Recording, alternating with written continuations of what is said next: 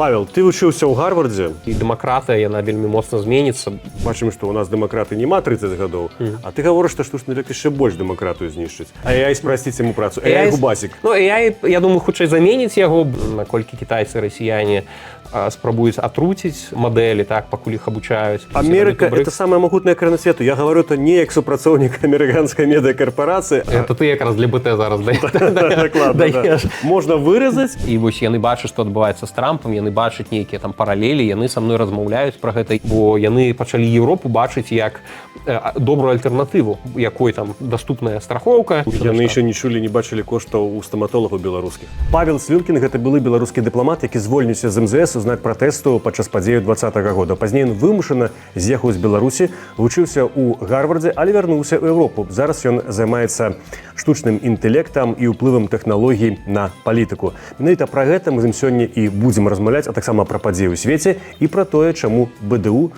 не такі ўжо і горшы за Гарвард. Будьце разам з намі, падпісвайцеся на наш канал, стаўце падабайкі.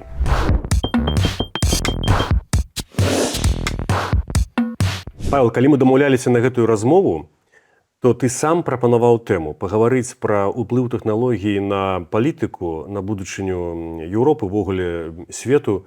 Чаму ты лічыш, што это важна? Таму што для людзей, я думаю, для большасці ўплыў тэхналогій на палітыку не да канца зразумелы. Ёсць палітык, ён штосьці гаворыць, камусьці нешта падабаецца, галасуюць за тых, што ўжо нешта зрабіў, ва ўмовах, калі можна галасаваць, не так, як у Беларусі. Ну, просто таму, што зараз, з майго пункту гледжання, адбываецца тэхналагічная рэвалюцыя, якая звязана ў першую чаргу з развіццём AI-тэхналогій, так, і яна яшчэ падвязвае пад сябе развіццё, бо яна тэхналогія універсальная, яна закранае абсалютна ўсе сферы жыцця, і сюды можна біотэк, і спейс, космос уключаць, так. І ёсць адчуванне, я не ведаю, як у цябе, але ў мяне ёсць адчуванне, што проста літаральна за некалькі гадоў свет змяніўся вельмі моцна у тэхналагічным плане, і пры гэтым мы ў самым пачатку, па сутнасці, гэтай рэвалюцыі. Ну, а палітыка — гэта тое, як... Палітыка — гэта сродак, якім людзі, якія прыходзяць да ўлады, кіруюць грамадствамі, так? Але яны залежаць ад рэсурсаў, якія ёсць у іх руках. І ў гэтым сэнсе AI становіцца тым рэсурсам, той тэхналогіяй, якая можа ім дазволіць ці рабіць нейкія вялікія перабудовы, там, не ведаю, развязваць войны ці будаваць лепшае грамадства, ці упускаць вось гэты скачок, які зараз адбываецца, і пазбаўляць магчымасцю сваіх грамадстваў. Ці не перабольшаны гэты ўплыў? Калі мы гаворым, напрыклад, пра апошнія там падзеі за апошнія некалькі месяцаў у свеце, аперацыя амерыканская, напрыклад, у Іране, ну гэта вырашыў прэзідэнт, магутныя дзяржавы, ён яе бамбіць. Прычым тут тэхналогія? Ясна, это ракеты, але так было заўсёды. Не, ну, калі мы іранскую кампанію берем, то па-ранейшаму не AI бомбіць аб'екты.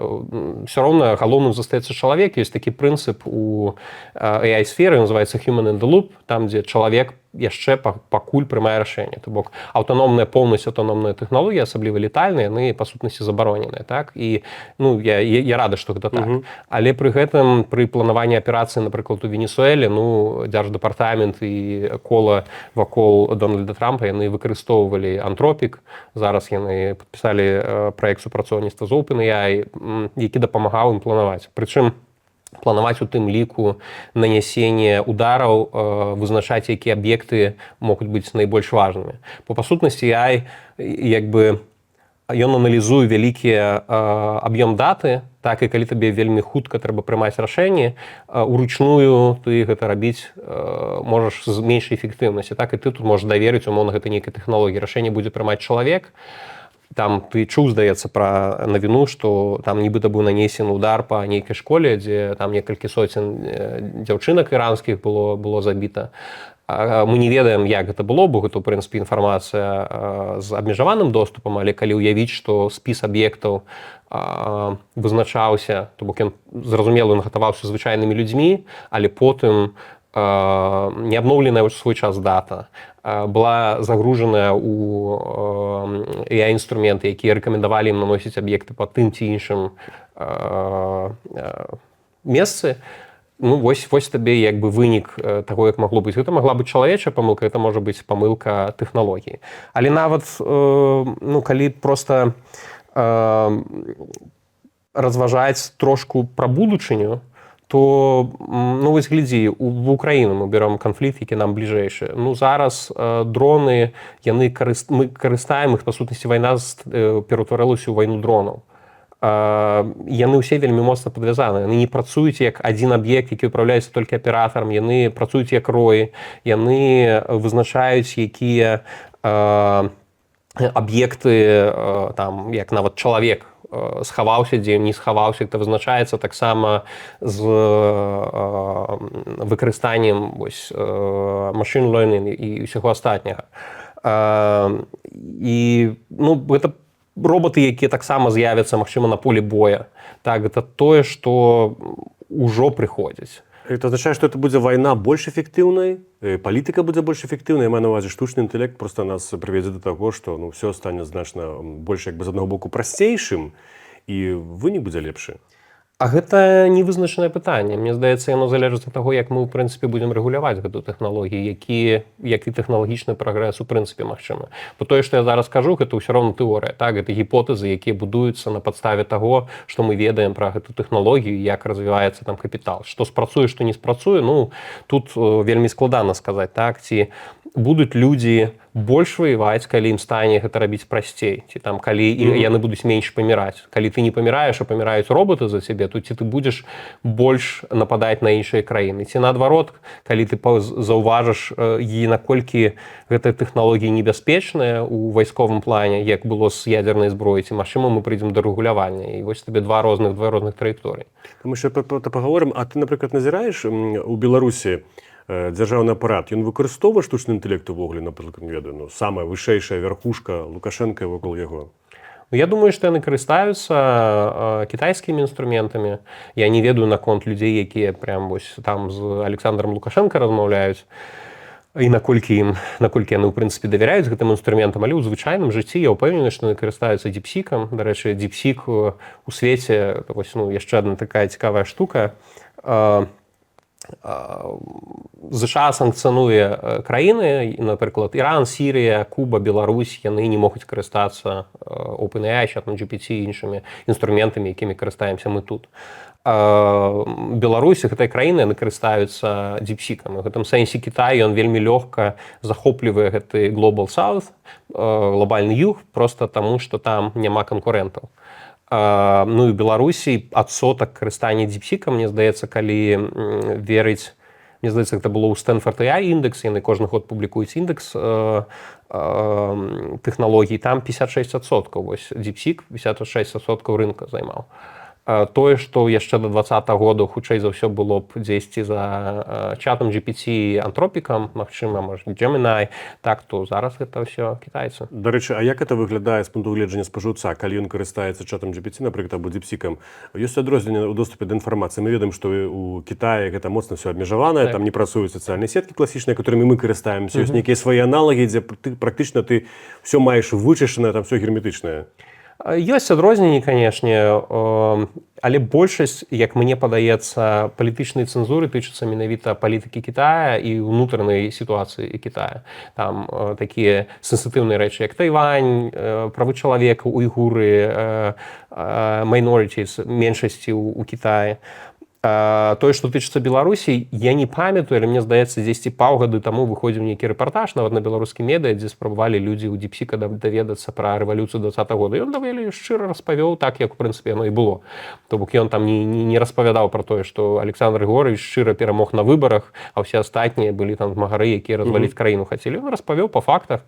І ну, ў гэтым сэнсе яно, ну, гэта цэнзура, яна закранае, можа быць, гуманітарныя нейкія дысцыпліны, але ва ўсім астатнім, ну, як бы, для чаго табе цэнзураваць, напрыклад, інфармацыю пра, там, не ведаю, там, развіццё раслін якіх-небудзь, там, біолагаў, медыцыны, вось нейкія такія рэчы, у большасці выпадкаў людзі ўсё роўна будуць карыстацца гэтым. Пры гэтым діпсік яшчэ ў 2024 годзе, здаецца, калі параўноўваць яго функцыянал, вось зноў ж той самы індексы, які казаў Стэнфорд AI індекс, яны прыкладавалі яму ад 17 до 30% горшай якасці, так, па функцыяналу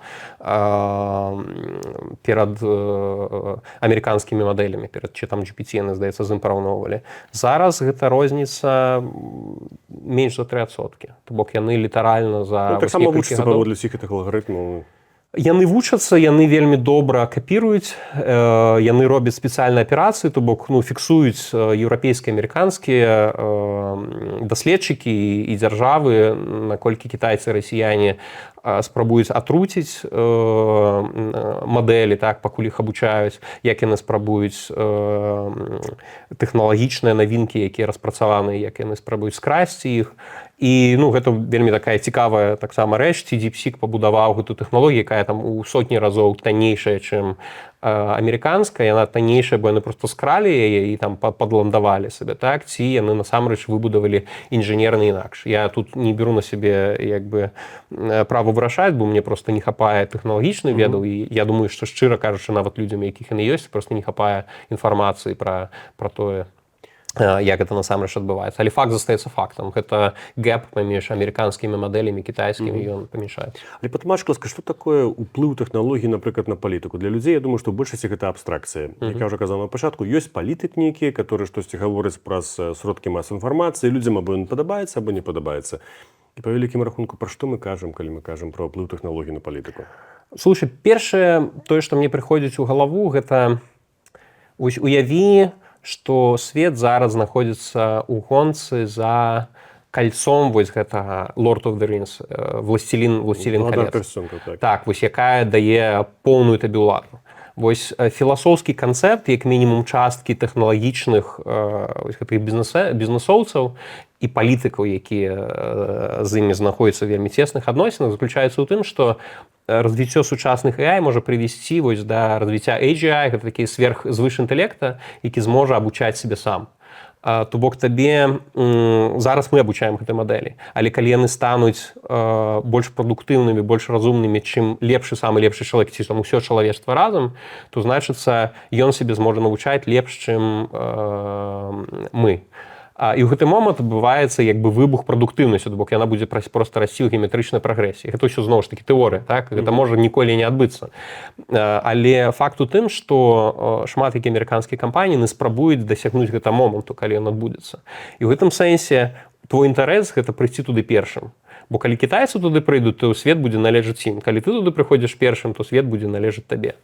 І гэта пра тое, вось гэты пярсцёнак, за якім гоняцца амерыканскія палітыкі ў тым ліку. Але пакуль ты да яго ідзеш, усё роўна твае магчымасці функцыянальныя, вайсковыя, космас, біотэхналогіі, нават проста звычайнае развіццё медыцыны, так, яно вельмі моцна залежыць ад таго, як мы будзем выкарыстоўваць, інтэграваць гэту AI у свет.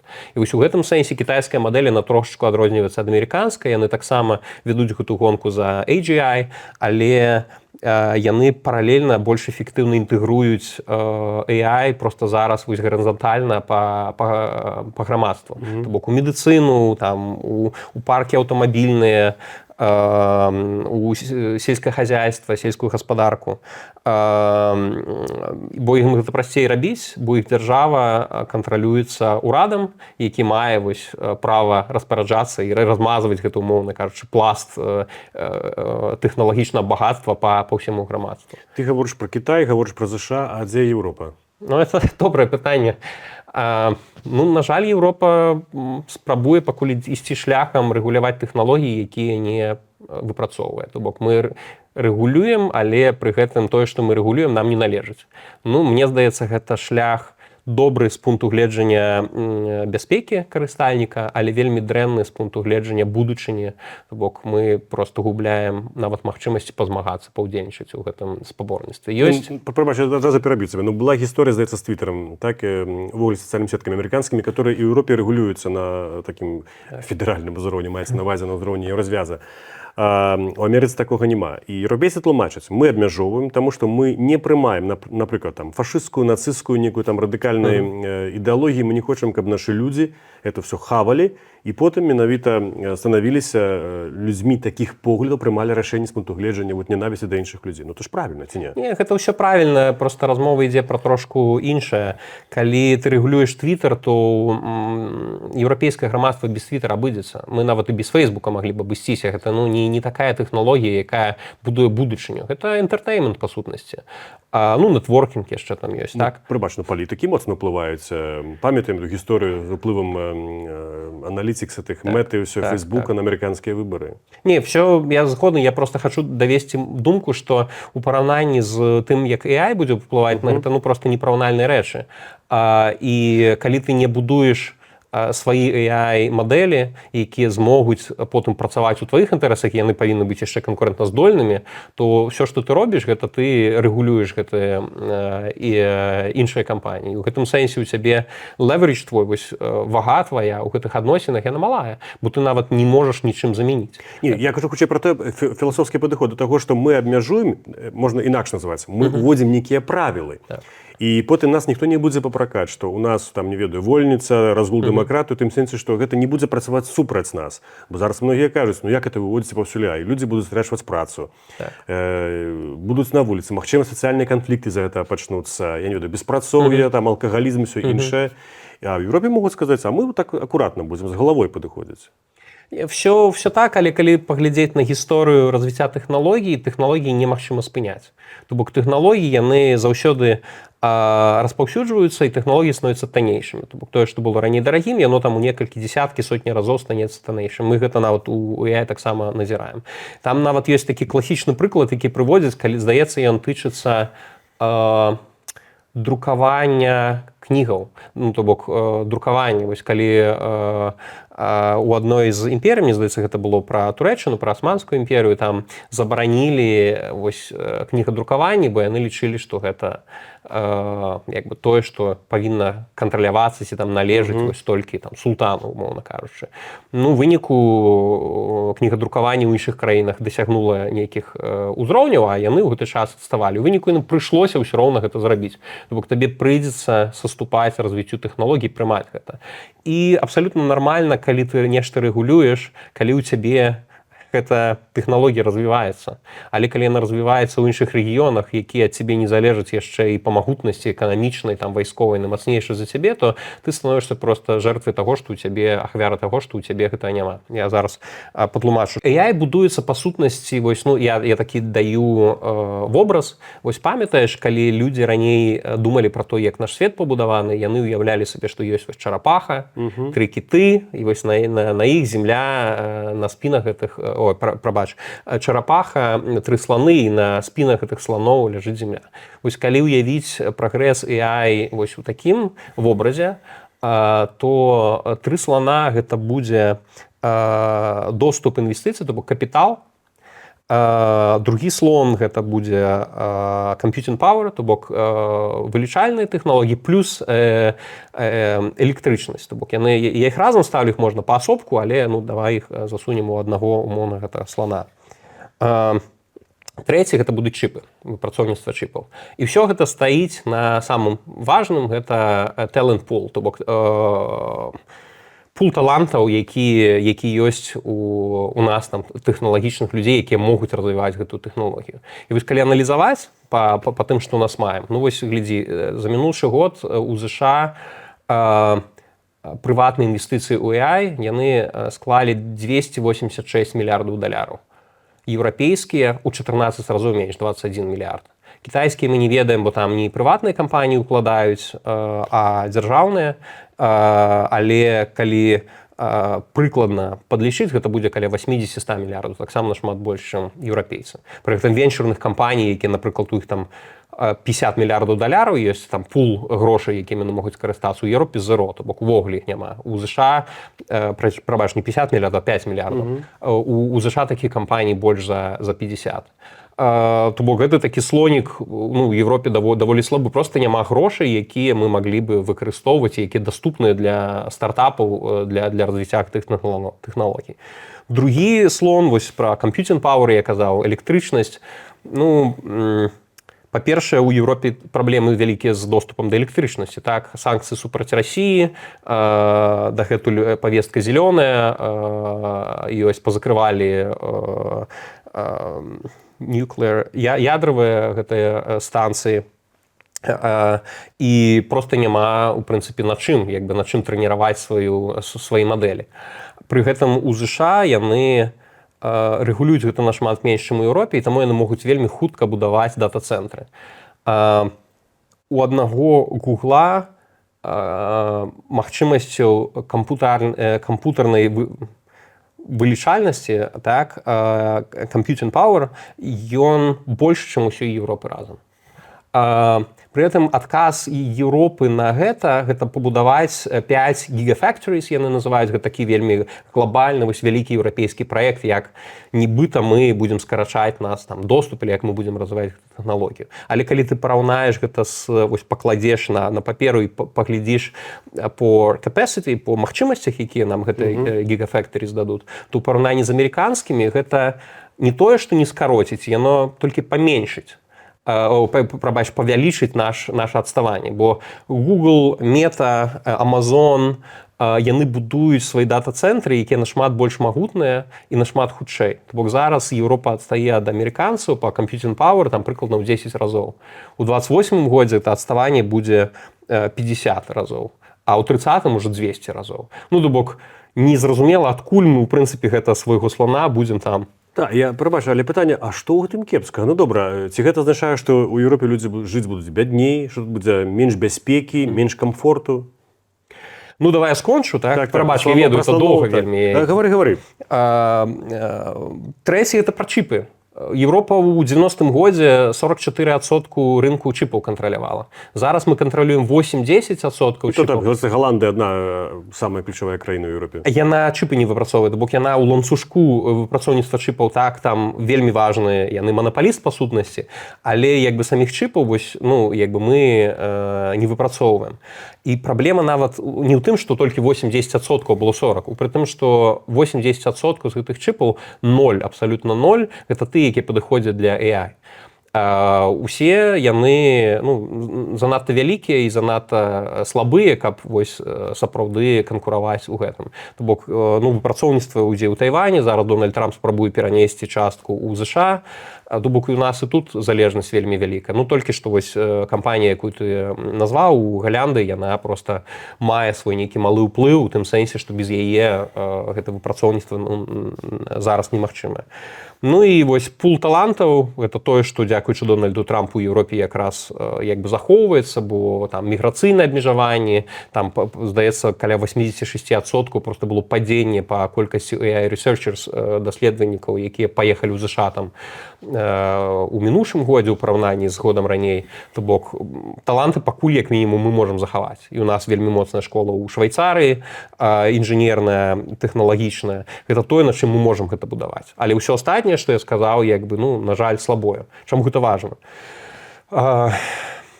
Бо гэта тэхналогія, якая з майго пункту гледжання зменіць свет. А калі гэта тэхналогія, якая змяняе свет, і ты нічога з ёй не можаш зрабіць, яно тебе недастаткова магутнае, то гэта значыцца, што змяняць свет будзе сябе, а табе будзе проста падбудоўвацца па той, як гэта робяць іншае. Умоўна, у Еўропы, калі былі караблі, каб каланізаваць іншыя землі, яны будавалі вялікія караблі, якія маглі пераплываць там акіяны і моры. Так, вось яны былі лепшымі ў гэтым будаўніцтве. Гэта дазволіла ім распаўсюджваць сваю магутнасць.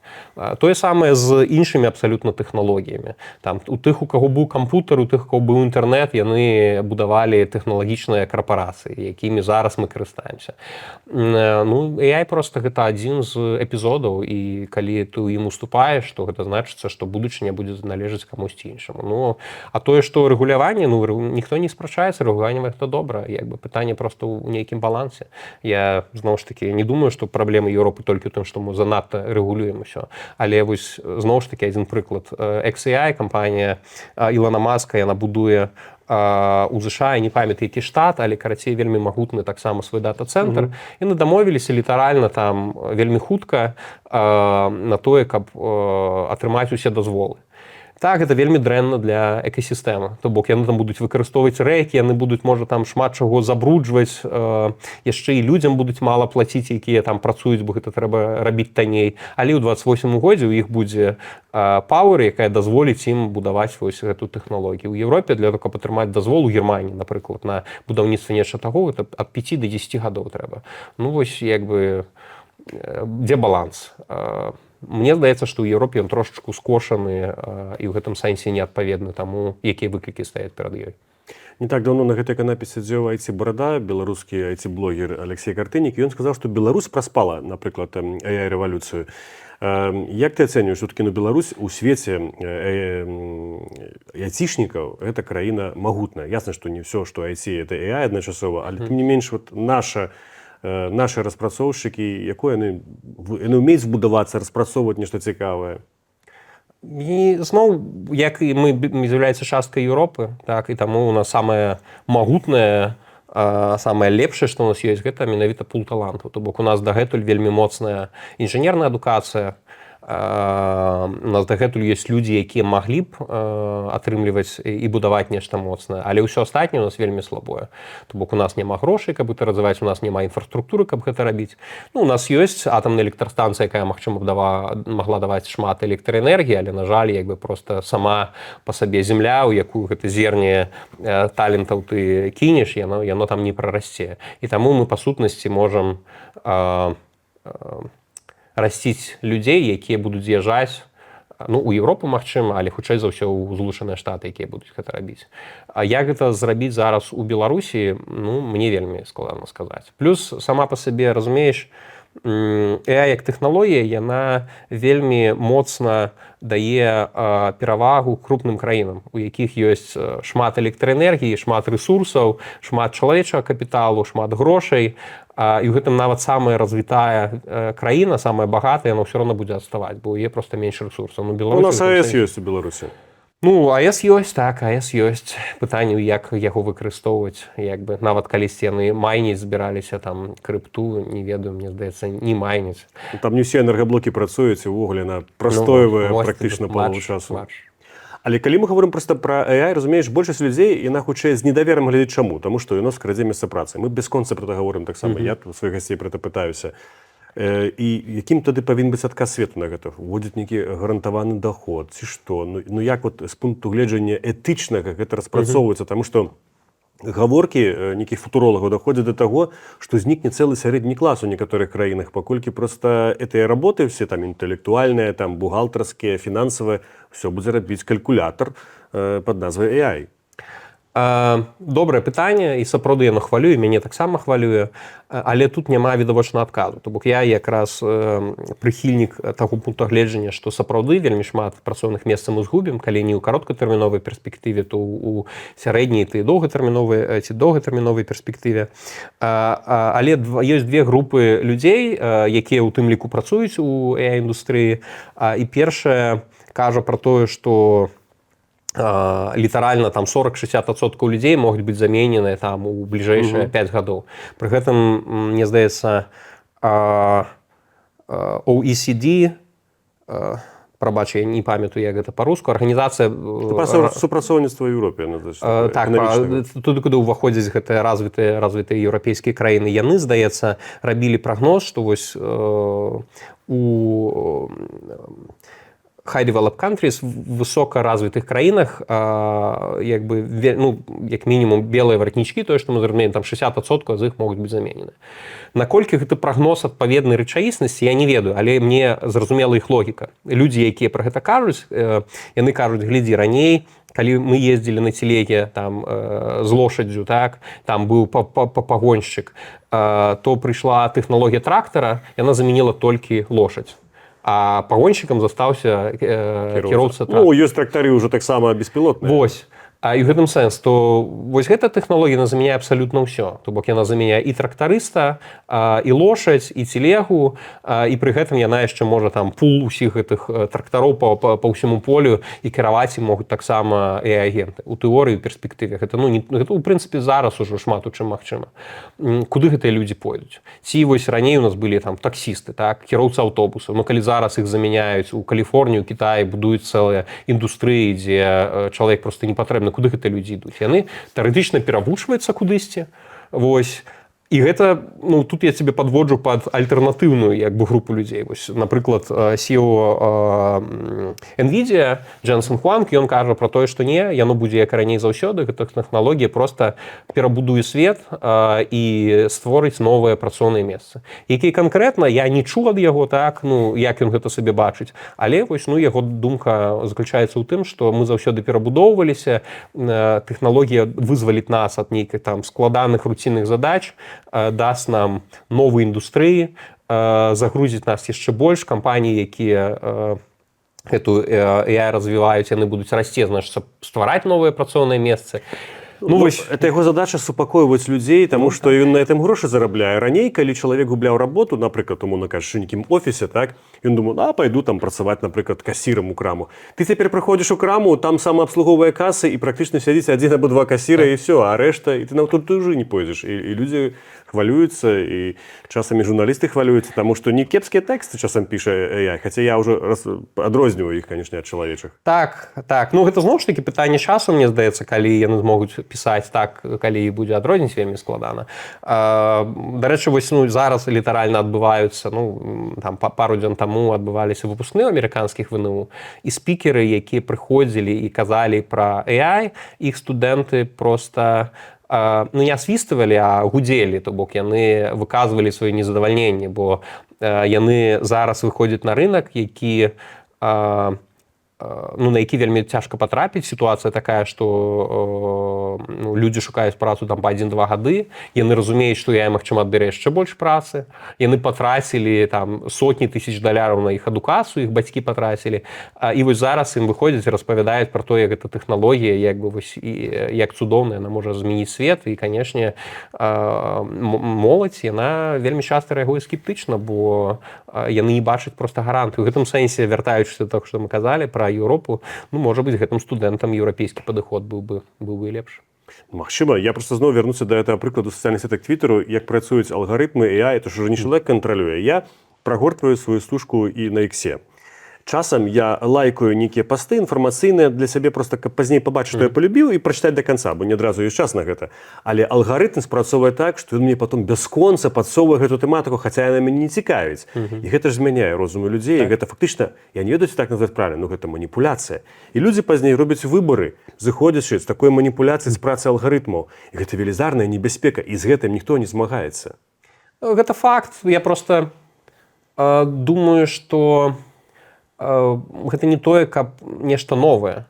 Тэлебачанне мы таксама не кантралюем, хто там што кажа, так? То бок, вось ёсць журналісты, якія нібыта фармальна працуюць у інтарэсах грамадства, але рэдакцыйную палітыку вызначаюць не юзеры, а рэдакцыйную палітыку вызначае канкрэтны чалавек, у якога могуць індывідуальныя быць залежнасці ад палітыкаў, свае кар'ерныя інтарэсы, і людзі, якія таксама там працуюць, іх ідэалагічна погляды могуць быць вельмі адрознымі ад грамадства. То бок мы залежым ад таго сродка інфармацыі, які ў нас быў, вельмі моцна. Мы з сябрамі неяк размаўлялі на гэту тэму, я прывёў такі прыклад, што раней у цябе ресурс доступу інфармацыі, хто быў дзед на заваленкі твой, і ён вось што табе распавядзе, тое як бы так ты гэты свет і разумееш. Пасля дзеда на заваленкі прыйшлі газеты, ты пачаў верыць у тое, як свет выглядае праз тое, што пішуць журналісты ў газетах. Потым з'явілася радыё, ты пачаў верыць таму, што рады. Потым было тэлебачанне, інтэрнэт. Вось зараз час сацыяльных сетак, потым будзе хутчэй за ўсё нейкія іншыя формы, таксама AI на іх будзе уплываць. Гэта трэба рэгуляваць, тут няма пытанняў. Бачыш, ты прыходзіш да еўрапейскага досведу адразу. Не, слухай, я ніколі не кажу пра тое, што рэгуляваць нешта не трэба. Я кажу пра тое, што калі ты рэгулюеш, вельмі важна, каб гэта не станавілася самамэтай. Бо рэгуляванне і развіццё гэта такія ну, два балансіра, так, яны адзін аднаго вельмі моцна паўплываюць. Калі ты нешта моцна рэгулюеш, то людзі сыходзяць і кампаніі сыходзяць у рынкі, дзе гэта робіцца прасцей, хутчэй, і ты робіш заробіш нашмат больш грошай. То бок у гэтым пытанні. У ЗША таксама рэгуляванне ёсць. Яны, напрыклад, свае чіпы, якія яны там у NVIDIA ёсць, так, яны рэгулююць, каму яны прадаюць. Гэта ж таксама рэгуляцыя, просто што яна не абараняе, магчыма, спажыўцоў наўпрост, так, яна абараняе будучыню гэтых спажыўцоў, каб Кітай не стаў больш магутнай дзяржавай. Пытанне проста, як ты гэта робіш? У Еўропе ёсць, напрыклад, Містраль. Я не ведаю, чуў ты калі-небудзь ці не. Вось ёсць такая AI-кампанія, ну, проста, ў прынцыпе, тэхналагічная кампанія, вось мадэлі. Яны пішуць пра тое, што іх мадэлі нашмат таннейшыя, чым амерыканскія, але 90% па эфектыўнасці ад амерыканскіх. Ну, калі я вырашыў імі скарыстацца, ну, вельмі далёка адзін. Ну, это мой такой асабісты досвед, асабістая ацэнка, ну, гэта вельмі далёка. То бок яны нават проста самым базавым прынцыпу, там, інструкцыі, якія юзер дае ў промпце, яны проста ігнаруюць іх. Гэта, ну, в прынцыпе, такі red flag проста абсалютна для любой мадэлі. Калі чалавек у цябе нешта канкрэтна просіць, а ты проста робіш выгляд, што гэта не адбылося. Ну, то бок відавочна, што Містраль, як бы самая крупная кампанія, яна ў Еўропе вось такі, можа, надзея Еўропы на будучыню, але, ну, яны настолькі далёка ад нават DeepSeek таго, што ну, нейкай надзеі ў гэтым сэнсе ў мяне пакуль няма. Але зноў ж такі, калі апынецца так, што архітэктурна, інжынерна гэтыя мадэлі, яны не змогуць, яны там дасягнуць столі, напрыклад, таксама ёсць тэорыя пра тое, што вось яны на той архітэктуры, якая зараз ёсць, яны проста не змогуць дасягнуць тых мэтаў, пра якія зараз кажуць усе Альтманы і Амадэі. Ну, тады, магчыма, у Еўропы будзе шанец, каб трошачку нагнаць, і ў гэтым сэнсе рэгуляцыя дазволіць яшчэ і абараніць спажыўцоў. Я бачу такое даследаванне, што IQ у свеце зніжаецца, там апошнія, там, не ведаю, 50 гадоў амаль, што гэта прыблізна звязана таксама з тэхналагічным рывком, які ў свеце адбыўся. І пра гэта таксама сведчыць у нейкім сэнсе тое, што людзі ўсё часцей карыстаюцца там партатыўнымі кампутарамі, мабільнымі тэлефонамі, там гадзіннікамі тымі разумнымі, менш думаюць. Ці гэтым коштам увядзення гэтага не будзе абалваньвання людзей, і тады, а як спыняць это ўсё? Не хочется, каб, ну, там, мы еще читали книжки, а каб наши дети, внуки увогуле не докраналися, просто калі ім что-то трэба, яны спытаюцца чата GPT. Не для конца якасна таксама бываюць гэтыя адказы, ну, гэта абалваньванне. Ну, в якім сэнсе так. Кнігі, якія мы купляем, ты можаш купляць Майн Камфа, можаш купляць Светлану Алексеевич. Так? Ну, Майн Камф прадаецца, здаецца, толькі дазволена прадаваць з каментарамі. Я могу табе іншую кнігу. Ты можаш Дар'ю Данцову купляць, а можаш купляць Светлану Алексеевич. Так, твои дзеці могуць чытаць Дар'ю Данцову, могуць чытаць Светлану Алексеевич. Пытанне ў тым, як мы развіваем крытычнае мышленне нашых дзяцей. Мне здаецца, гэта найбольш важна. Ці як мы іх вучым карыстацца. А хто-небудзь гэтым вучыцца ўвогуле дзе-небудзь? Дзеці маюць тэлефон, ты нават не пракантралюеш, што ты будзеш сядзець, глядзець праз плячо сваёй дачцы сыну? Гэта правда. Ну, то бок я тут не з'яўляюся, можа, так табе падалося, але не з'яўляюся тэхнааптымістам. Так, я хутчэй бачу нашмат больш. Ну, ты з вялікім аптымізмам все-таки на гэта глядзіш? Не, я гляджу з такім тэхналагічным як бы я бачу, што адбываюцца нейкія вялікія зрухі ў грамадстве, якія будуць паўплываць на палітыку, так? І тое, што свет змяняецца, гэта, ў прынцыпе, вельмі цікава наблюдаць. То бок ёсць такая дынаміка, якая дазваляе людзям шмат разважаць пра тое, куды рухаецца свет. Ну, вось пра тое, што там пісалі фантасты калісьці, так? Мы ж, па сутнасці, разважаем катэгорыямі гіпатэтычнымі. Я даваў цыфры, але як гэты цыфры трансфармуюцца ў рэальнасць, ну, ніхто табе рэальна не скажа. Вось, у гэтым сэнсе мне цікава пра гэта разважаць. Але калі мы будзем разважаць пра рызыкі, напрыклад, я табе далей пра рызыкі скажу тое, што мяне хвалюе, як чалавека, які вымушаны быў з'ехаць спачатку ад палітычнага пераследу, потым ад вайны. Ну, мне здаецца, такая тэхналогія, якая проста непазбежна будзе выклікаць эрозію дэмакратыі. Нават самыя удалыя дэмакраты, як там, не веду, дацкая, фінская, нават там, калі хто кантралюе, па сутнасці, AI як тэхналогію? Ну, як бы, я лічу, што толькі две групы людзей. Першая – гэта кіраўнікі кампаній, то бок самі кампаніі, тэхна-бізнесоўцы, якія развіваюць, якіх мільярды даляраў, там, сотні мільярдаў даляраў, так? яны вырашаюць, якім будзе твой свет, ці звольняць цябе, не звольняць, як гэта ўсё будзе працаваць, наколькі бяспечныя яны будуць небяспечнымі. І тыя людзі, якія іх рэгулююць, гэта палітыкі, чыноўнікі. Ну, вось дзве групы людзей, і ніводная з іх дэмакраты асабліва не рупіцца, то бок ім не тое, каб гэта суперважна. Калі палітык атрымлівае, а пры гэтым палітыкі яны маюць уплыў палітычны на вось гэтых тэхналідараў. Ну, любы палітык, яго задача застацца ва ўладзе. Калі ў яго ёсць багатыя людзі, багатства якіх залежыць ад рашэнняў гэтых палітыкаў, то ну, зразумела, што ім пра абалваніванне ты кажаш. Я не здарма казаў пра абалваніванне, бо гэта якраз такі ёсць якасць дэмакрата і цана, таму што людзі ў Еўропе, мы бачым прыклады, магчыма, это яшчэ не тычыцца ўсходняй Еўропы, дзе аўтакратыя і дыктатура, як там Беларусь ці Расія, але мы, калі берем Нямецчыну, рост радыкальных настрояў і, напрыклад, папулярнасць такой сілы, як альтэрнатыва для Нямецчыны, мы можам шмат дыскутаваць там пра фейкі вакол этой партыі, магчыма, там не ўсё праўда, але тое, што вельмі шмат яе прадстаўнікоў адсылаецца там да Гітлера, да нацысцкай спадчыны, любяць гэтую эстэтыку ўвогуле і агучвае такія рэчы, за которые раней было сорамна ў голас гаварыць. Гэта змяншае якасць дэмакратыі. І ніхто гэтым не рэгулюе. І гэта адбываецца ўжо шмат такіх краінах. І гэта ўжо эрозія адбываецца. Мы не мусім этого чакаць. Так, я просто гэта можа наўпрост з AI бы не звязваў, я кажу менавіта пра то, як AI можа на гэта паплываць. Прабач, я адразу цяпер аб'ю, гэта моцна звязана з тым, што ў сацыяльных сетках у Нямецчыне вельмі шмат з'явілася вось такіх паводле алгарытму. Ты адзін раз лайкніш карцінку, я заўважаў па сабе, як там паводзяць сабе умоўна кажучы, эмігранты з нейкіх краін у Еўропе, і у цябе са стужкай, табе здаецца, што проста вся Еўропа, эмігранты там, прабач мяне, гвалцяць на вуліцах людзей, і потым ты прыязджаеш у нейкія гарады, увогуле тага няма. Я часта сутыкаюся, мне часто выскоквае, там не хадзіце па цэнтру Барселоны, там рабуеце, што дзе я не быў, мяне ні разу ніхто не абрабаваў, не забраў, я нічога не бачу таго, што я бачу в Твітары. Ну, я калі ў Гарвардзе навучаўся, нават самыя мои блізкія сябры мне распавядалі пра тое, што там просто Хамас-тэрарысты, воўк там ідэалогіі, што ў прынцыпе гэта нейкі заняпадніцкі універсітэт, у якім выбудоўваюць там, ну, якіх адукацыя там адсутнічаць, і што там просто яны там вельмі прапалестынскія, пры гэтым у мяне другая група студэнтаў была людзі з Ізраіля, так, па колькасці, і людзі, з якімі мы добра сябравалі, да якіх ставіліся, як мне здаецца, у Гарвардзе, ну, з даволі вялікай павагай. Там магу яшчэ шмат якіх прыкладаў прыводзіць, і калі я казаў, слухайце, ну вы мне атрымліваеце, мне не верыце, вось я зараз тут знаходжуся, я вам кажу, што ну было ну трошку інакш, ну як мінімум тое, што я мог назіраць. Але людзі, ну, схільныя давяраць таму, што яны чытаюць, як бы ты медыа, якія яны патрабляюць, і калі ты шмат разоў падкідаеш гэту думку чалавеку, ён будзе верыць, што свет працуе так, а у іншага чалавека проста іншы скажоны досвед, які не адпавядае рэчаіснасці. Гэта ўсё праўда, гэта проста, мне здаецца, гэта аргумент не пра будучыню, а пра рэчаіснасць. А я спрабую сказаць, ну, вот, пра тое, што ну, нават у гэтых умовах у Даніі пакуль яшчэ дэмакратыя ёсць, і, магчыма, эрозія дэмакратыі там адбываецца, але проста ну, не такая заўважаная.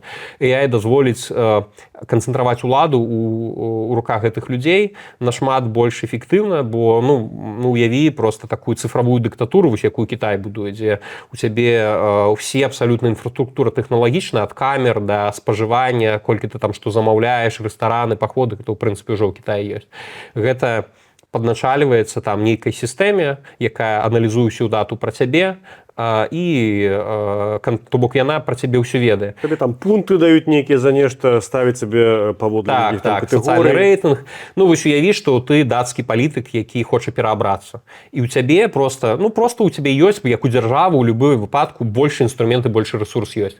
Якая верагоднасць таго, што гэта цябе спакусіць на тое, каб выкарыстоўваць гэта, ну як мінімум больш, чым дазваляе табе закон, так? У цябе проста з'яўляецца такі інструмент, пра якім ты можаш не толькі абалваніваць людзей, ты іх можаш больш кантраляваць, уплываць, як бы.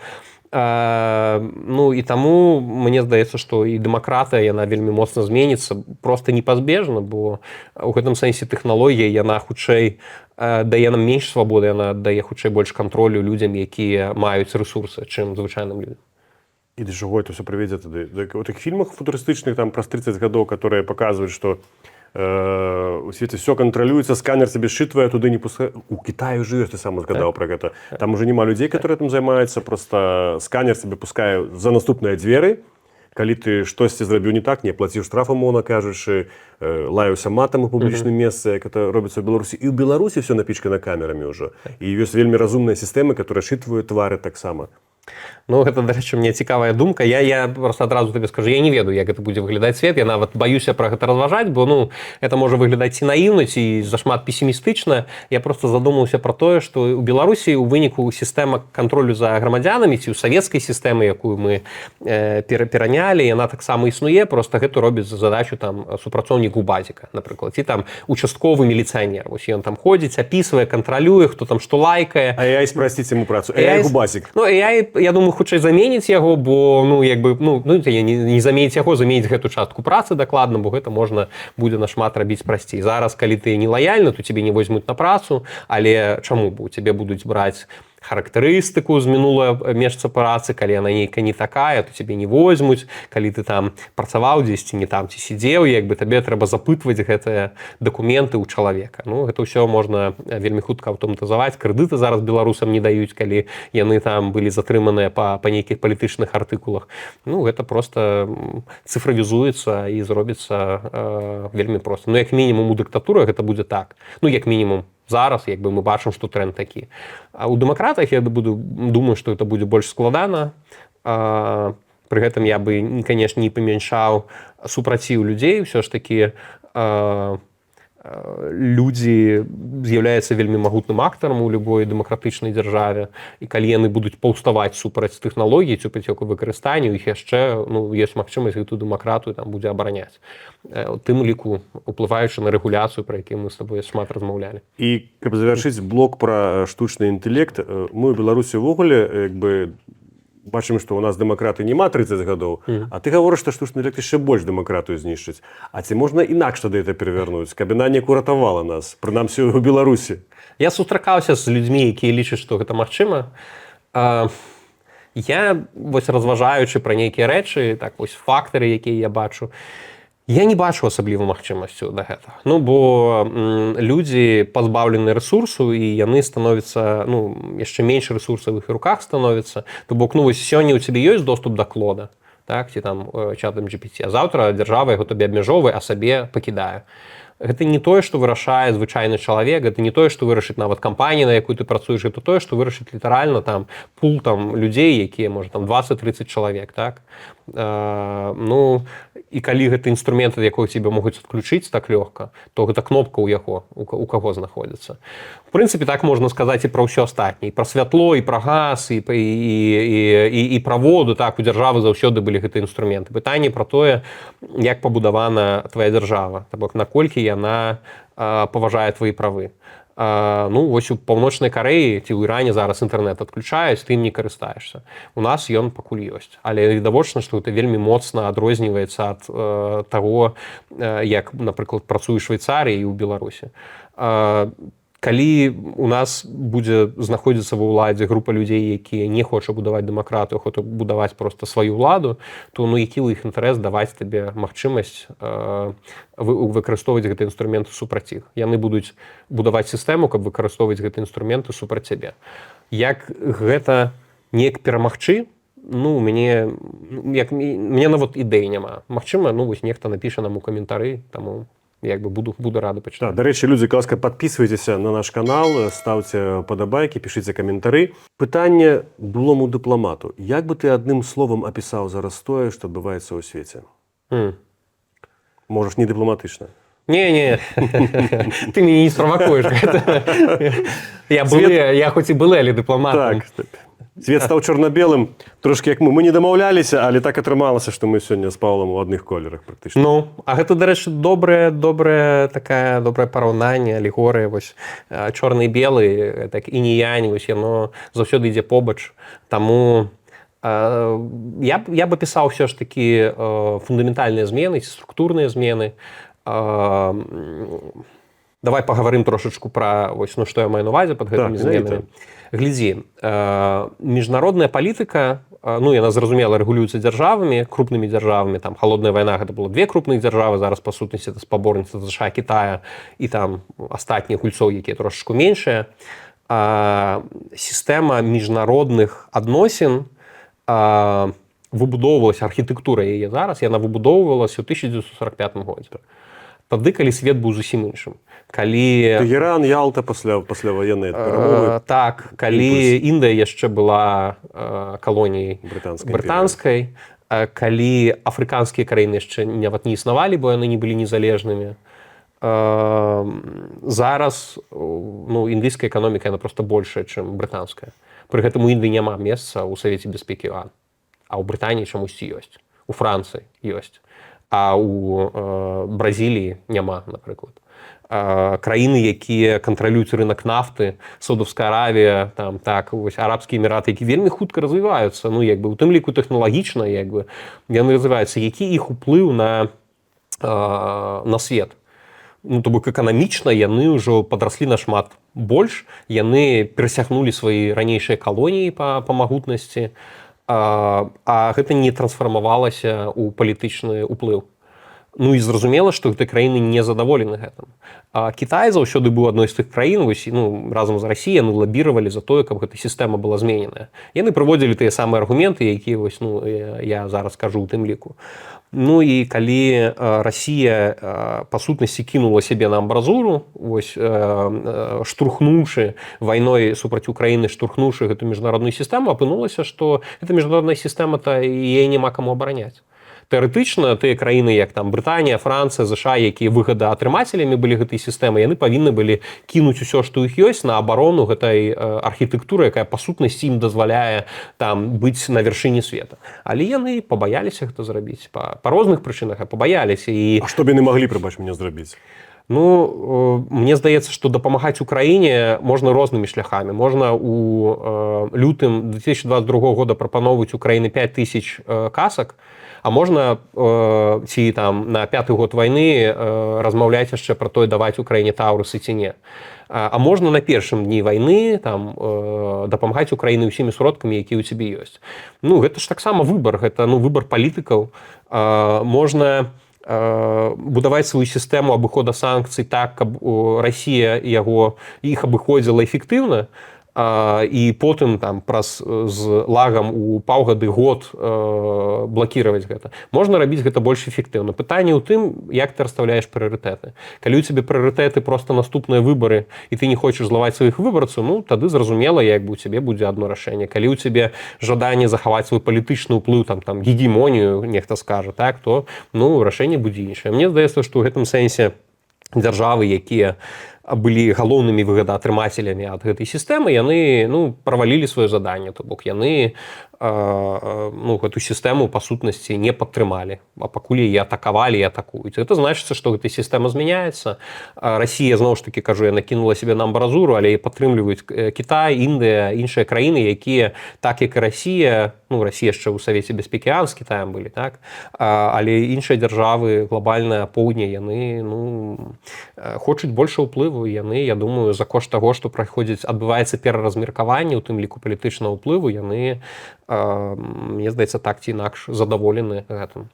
Тут наслаиваецца зноў першая тэма пра тэхналагічныя, так, рэчы, і гэтыя палітычныя, яны вельмі складана прадказаць, як гэта будзе, але калі мы будзем адкінем гэту палітычны аспект і будзем разважаць толькі пра палітычны, то з пункту гледжання класічных міжнародных адносін, яны вельмі моцна змяніліся, і яны будуць будавацца зараз па нейкіх новых правілах. Правілы, зноў ж такі, мацнейшага, яны вярнуліся. Мне ўзнікае проста адразу параўнанне з часам ковіда. Все гаварылі, што свет ніколі не будзе такі, як да ковіда. Здаецца, свет все-таки змяніўся, канешне, але ковід нас не закрыў, мы все равно ходзім па вуліцах.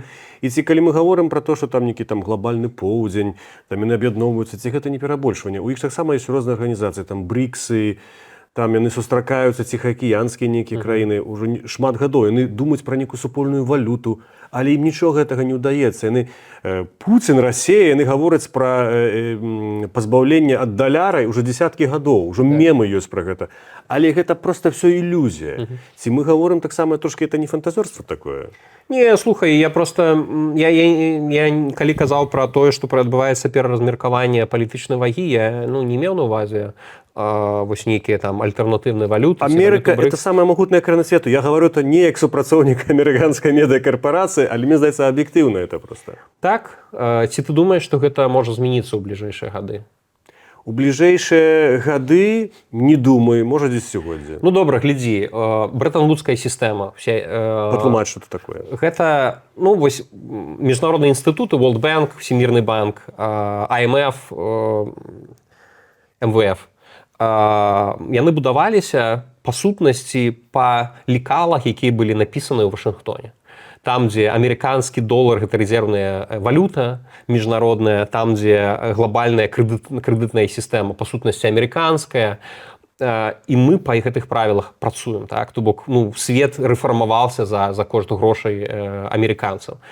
Ну, зараз, напрыклад, амерыканцам, калі яны выкарыстоўваюць санкцыі супраць там Китая ці Расіі, ну, супраць Расіі гэта зрабіць прасцей, супраць Китая то ўжо проста немагчыма рабіць, яны проста неэфектыўна. Але нават з Расіі, калі ты прааналізуеш, Расіі дапамагалі абыходзіць санкцыі тыя дзяржавы, і колькасць гэтых дзяржаў, магутнасць гэтых дзяржаў такая, што ты, ў прынцыпе, свой рэжым другасных санкцый не можаш проста так лёгка на іх ускідаць, не зрабіўшы горш сабе. І калі ў Расіі ёсць краіны з таго глобальнага поўдня, якія дазваляюць ёй не пацярпець калапс, не пацярпець крах, это значыцца, што твои інструменты там кантроля, які ў цябе калісьці быў, ён проста зараз, ну, становіцца меншым. Вось, ну, пра такія змены я кажу. Брэтан-вудская сістэма, яна яшчэ існуе. Я думаю, што яна таксама вельмі моцна зменіцца. Кітай, ну, кітайскі юань пакуль не з'яўляецца глобальнай валютай рэзервнай, але, ну, ці можа ён стаць альтэрнатыўнай? Яны дакладна будуюць гэты цэнтр. Тэхналагічна Кітай адна з самых развітых краін свету. Я табе прыводзіў прыклад пра DeepSeek і ўсё астатняе, як яны проста заходзяць на рынкі, на якіх, ну, амерыканцы, з якіх яны там самі сябе сышлі ці не хочуць на якіх працаваць. Ну, вось табе альтэрнатыва света. Кітай у гэтым сэнсе ён змагаецца за новы іншы парадак свету не адзін. Гэта, ну, краіны, якія хацелі б нечага іншага, ну, іх шмат, людзей таксама шмат.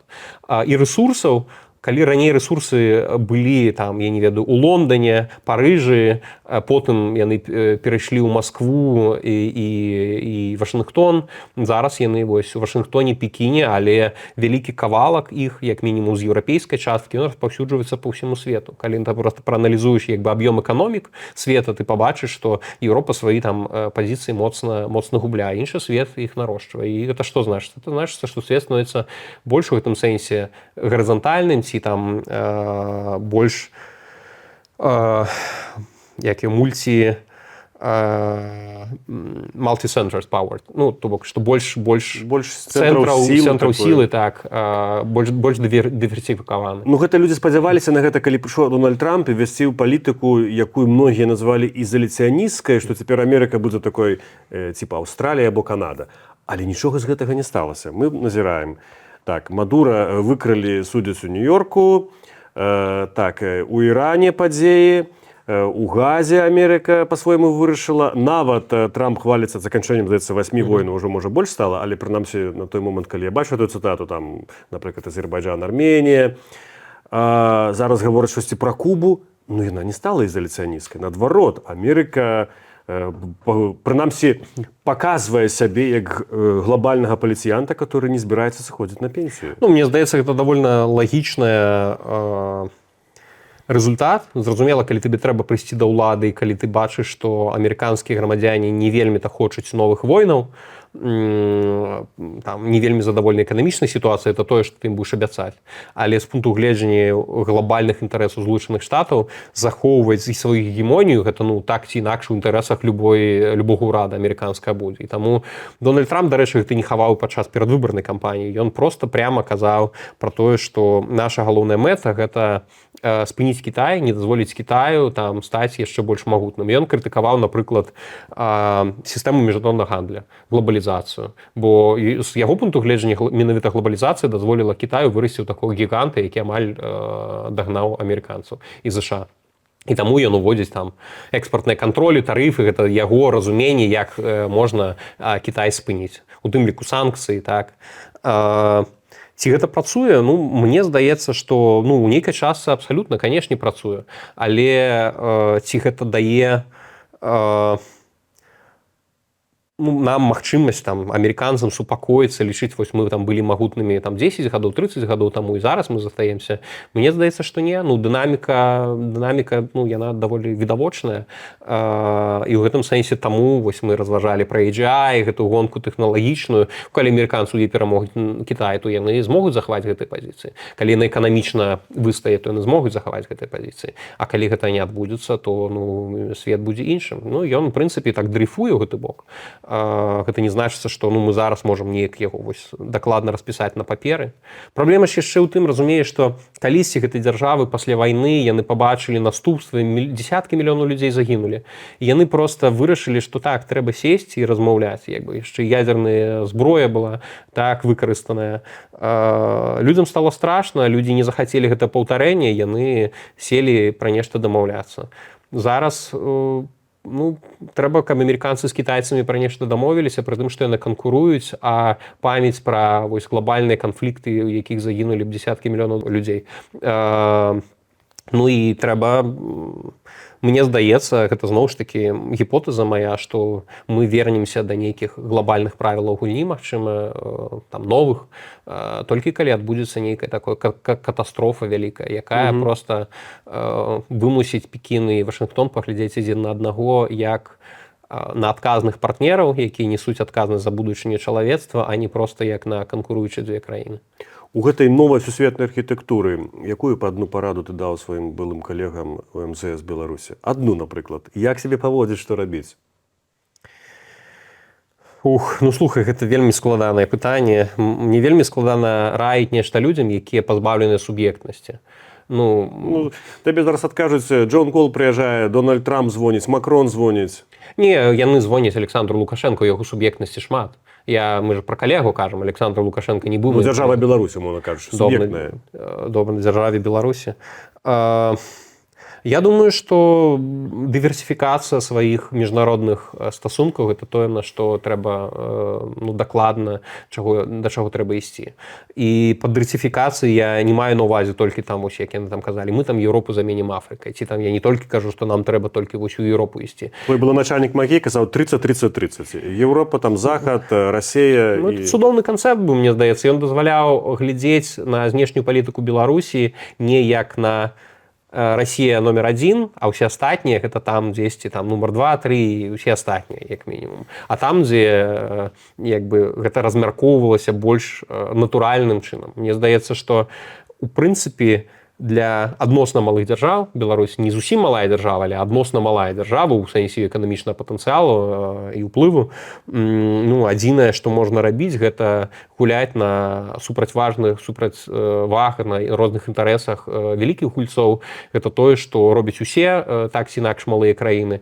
У Беларусі не атрымаецца, як мне падаецца, у бліжэйшыя гады стаць, там, я не веду, змяніць проста блок свой саюзнікаў з Кітая і Расіі ў бок там, НАТО і Еўрапейскага Саюза, а гэта значыцца, што адзіны тренд, які дазволіць нам выбудаваць больш аўтаномную, суверэнную дзяржаву, гэта на пашырэнне кантакту, у тым ліку, асабліва з заходнімі краінамі. Ну, над гэтым трэба працаваць. Але ну, тут мы можам з тобой проста вярнуцца ў беларускую павестку. Там Александру Лукашенко нічога не каштуе выпусціць людзей з турму. Ён гэта не робіць. Ну, таму парады, здаецца, трэба яму даваць, але ён нейкімі іншымі катэгорыямі разважае. Але калі ты назіраеш за падзеямі ў свеце, ты нейкую логіку адчуваеш, што хтосьці это кантралюе, ёсць нейкія лялькаводы, што гэта ідзе да некага все ж таки лагічнага, скажем, эфекту, што мы атрымаем там шчаслівы свет, ці гэта хаос рэальна, таму што многія людзі не разумеюць, што адбываецца ў прынцыпе. Ох, ну ты ведаеш, мне раней падавалася, што свет ён больш прадказальны. Мы нарадзіліся проста ў тыя часы, у якія ну, скажем, у нашым рэгіёне, можа быць, было і не вельмі стабільна, так, Савецкі Саюз разваліваўся, потым там беднасць, але у Еўропе, калі гэта гады браць, ну, у іх даволі такі, ну, быў шчаслівы час, як мне здаецца, даволі спакойны, вельмі развіты, яны сапраўды былі на версе света. А зараз яны гэту гегемонію патрошачку губляюць. І вось вайна, мне здаецца, паказала, наколькі крохкая гэта архітэктура была, якая падавалася маналітнай, якая падавалася вельмі такой магутнай. Чаму яна падавалася такой, бо ну, я разважаў катэгорыямі, што калі гэты свет пабудаваны па правілах, якія працуюць у тваіх інтарэсах, то ты будзеш усімі магчымымі сродкамі адстойваць гэты свет. Но апынулася так, што не. Як мінімум не ўсімі сродкамі, як мінімум не так актыўна, як я б, можа быць, чакаў. А гэта значыцца, што калі за міжнародныя правілы, за міжнароднае разуменне таго, як будуецца палітыка, не гатовы нейкія іншыя краіны змагацца, а супраць іх гатовыя краіны, як Расія, змагацца, то значыцца, што проста вось эфекты, якія ў нас ёсць. Гэта не значыцца, што гэта незваротны працэс. Пакуль хапае інструментаў і ў амерыканцаў, і еўрапейцаў, каб нешта рабіць. Але я пакуль як мінімум бачу, што Злучаныя Штаты хутчэй працуюць супраць Еўропы, чым за яе. То бок, змянілася пры новай адміністрацыі абсалютна падыход. Еўропу таксама шантажуюць санкцыямі, Еўропе тарыфамі, Еўропе, і у тым ліку санкцыямі супраць еўракамісараў. Еўропе пагражаюць анексіяй Грэнландыі. Гэта быў эпізод, пра все забыліся пра яго.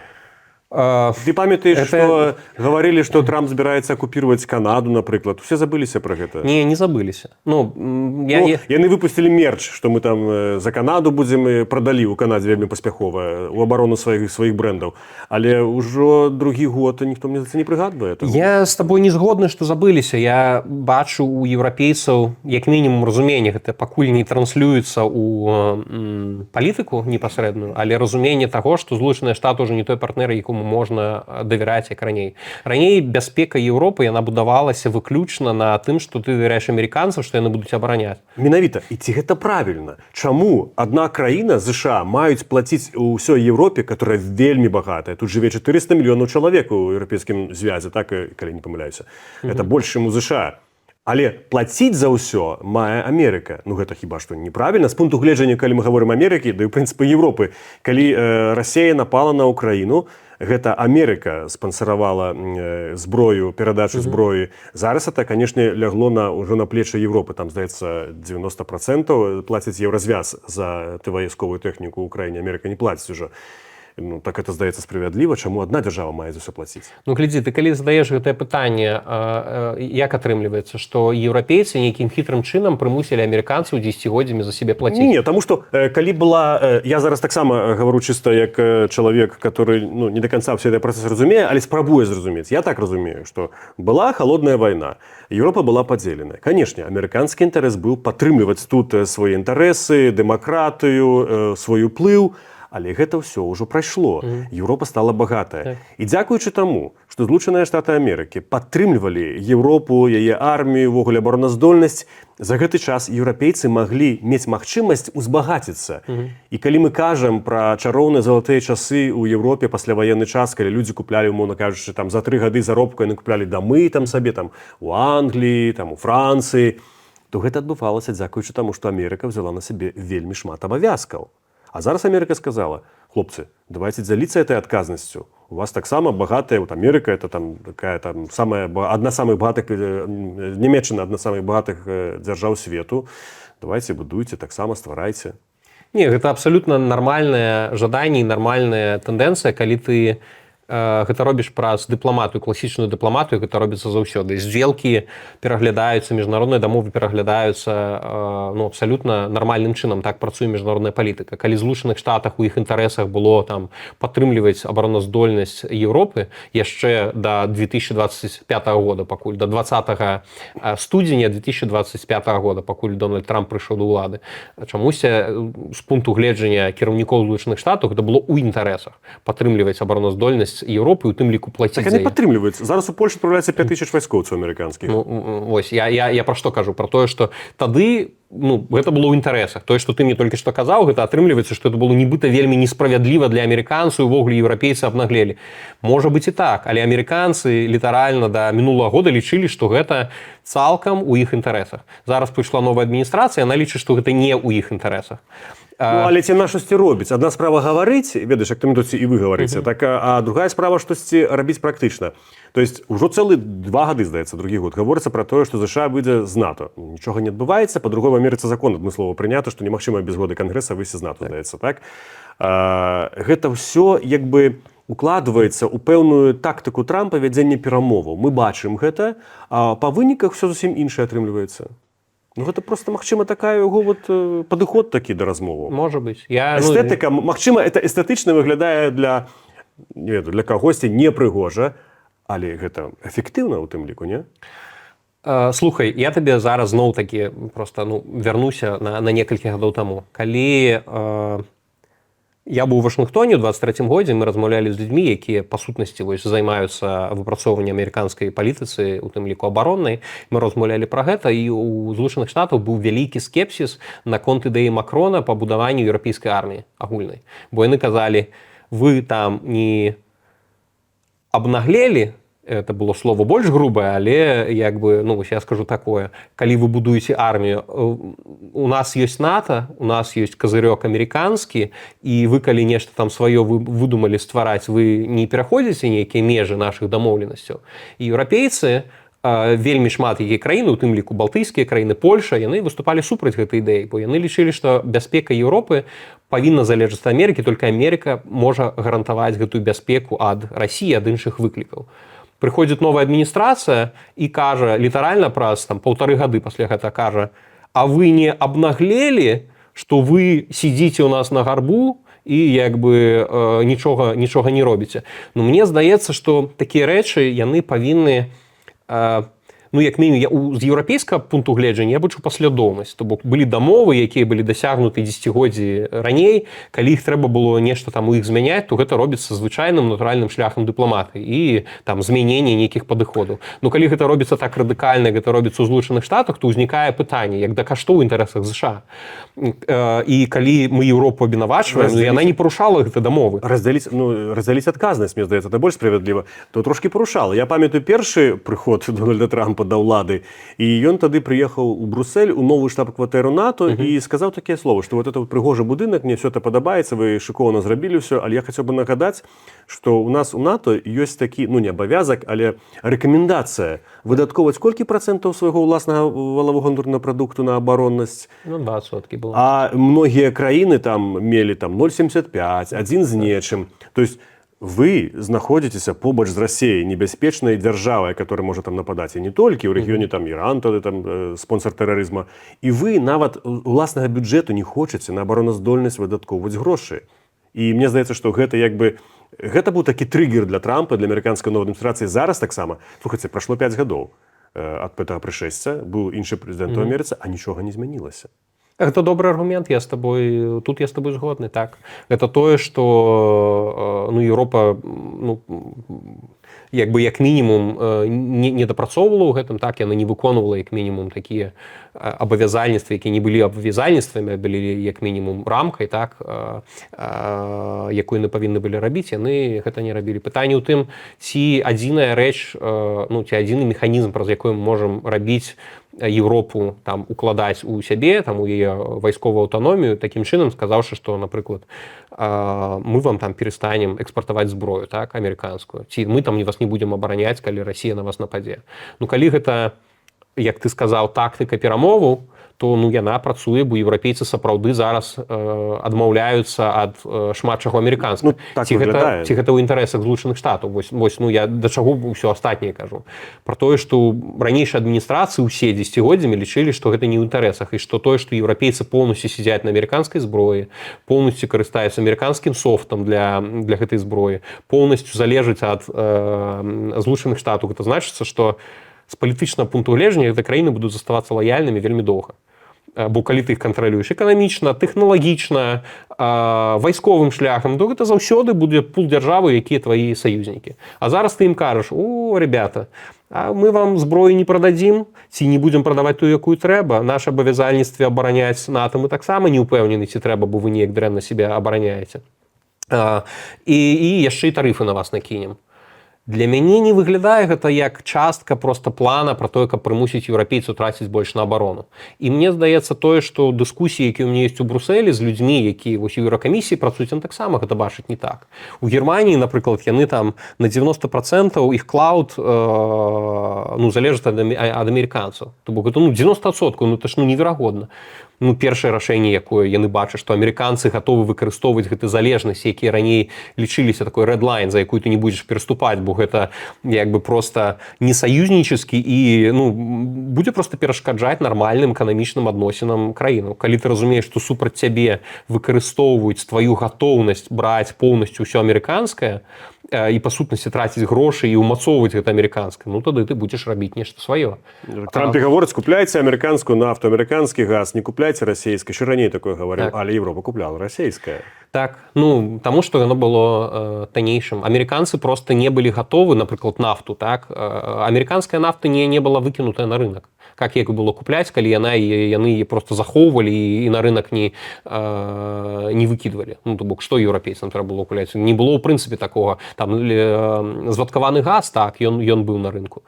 І ён, дарэчы, прыходзіў і прадаваўся. Я там адсоткі табе не магу сказаць, так? Але яны ў Расію ўсё роўна больш куплялі, але ён быў як мінімум на рынку. Таму мне здаецца, што гэта, разумееш, мне здаецца, што такі падыход проста не шчыры. То бок, вось калі вы заўсёды вас все устраивала і все было нормально, ці там не устраивала, але гэта было ну абсолютно таким нармальнай часткай, як у любых палітычных адносінах, а потым раптам вы сталі ворагамі, якія здрадзілі ідэалам свабодаў, ідэалам там дэмакратыі, і абараняць сябе не хочаце, і ўвогуле з Пуціным сябраваць, дамаўляцца пра вайну не хочаце, таксама як я прыязджаю і з Пуціным яго сябрам называю у Маскве. Ну, еўрапейская палітыка як мінімум не моцна змянілася. Амерыканская вельмі моцна змянілася. Таму мне здаецца, што ў гэтым сэнсе права задаваць пытанні, яно ўсё ж такі у еўрапейцаў ёсць. Чаму гэта адбылося? Ці будзе новая адміністрацыя працягваць гэты падыходы ці не? Ці гэта адзіны выпадак, ці адзіны шлях, якім ідзе зараз амерыканская адміністрацыя да там балансавання, да больш справядлівых адносінаў? То бок мне твои аргументы, ці там амерыканскія аргументы, я шчыра шмат якія з іх падзяляю. Там я разумею, што ЗША можа, хоча і нешта падаецца ім несправядлівым, пра то, як гэта робіцца, ну мне здаецца, гэта просто падрывае іх саюз, а калі гэта падрывае гэта саюз, гэта значыць, што падрывае пазіцыі заходняга дэмакратычнага света ў глобальным маштабе. Павел, ты вучыўся ў Гарвардзе, вярнуўся ў Еўропу, і ў адным з інтэрв'ю я ўважліва глядзеў у Марыі Ментасавай і у Канстанціна Каверына «Абычны вечар». Ты сказаў фразу, якую сказаў, маглі б круціць па БТ, што па сутнасці можна параўнаць з факультэтам міжнародных адносін БДУ найлепшыя лекцыі там з гарвардскімі. Это сапраўды так? Ці это проста для чырвонага слаўца? Не, гэта не для чырвонага слаўца. Я сапраўды лічу, што, скажам так, маі адчуванні пра то, як магло б быць, і там розніца, якая павінна быць, яна, скажам, не такая вялікая, так. Я сапраўды ў Гарвардзе таксама зразумеў, што галоўнае гэта не той, у якім памяшканні ты знаходзішся, не той, якія прыгожыя слайды ў цябе там ёсць, якія табе паказваюць, так, а пра той, які ў цябе прафесар, і пра тое, наколькі ён сапраўды можа добра распавядаць тебе тэму, наколькі ён добра з табой камунікуе. І мне ў гэтым сэнсе з ФМА вельмі пашанцавала. Я рэфлексаваў таксама, мне некаторыя выпускнікі ФМА напісалі, потым кажуць, не, гэта не можа быць, гэта, ну, вось, гэта не так. Ну, у іх проста іншы досвед, магчыма. Ну, але яны бы не прымусілі задумацца, ці сапраўды я там, ну, не преувеличваю нешта, так?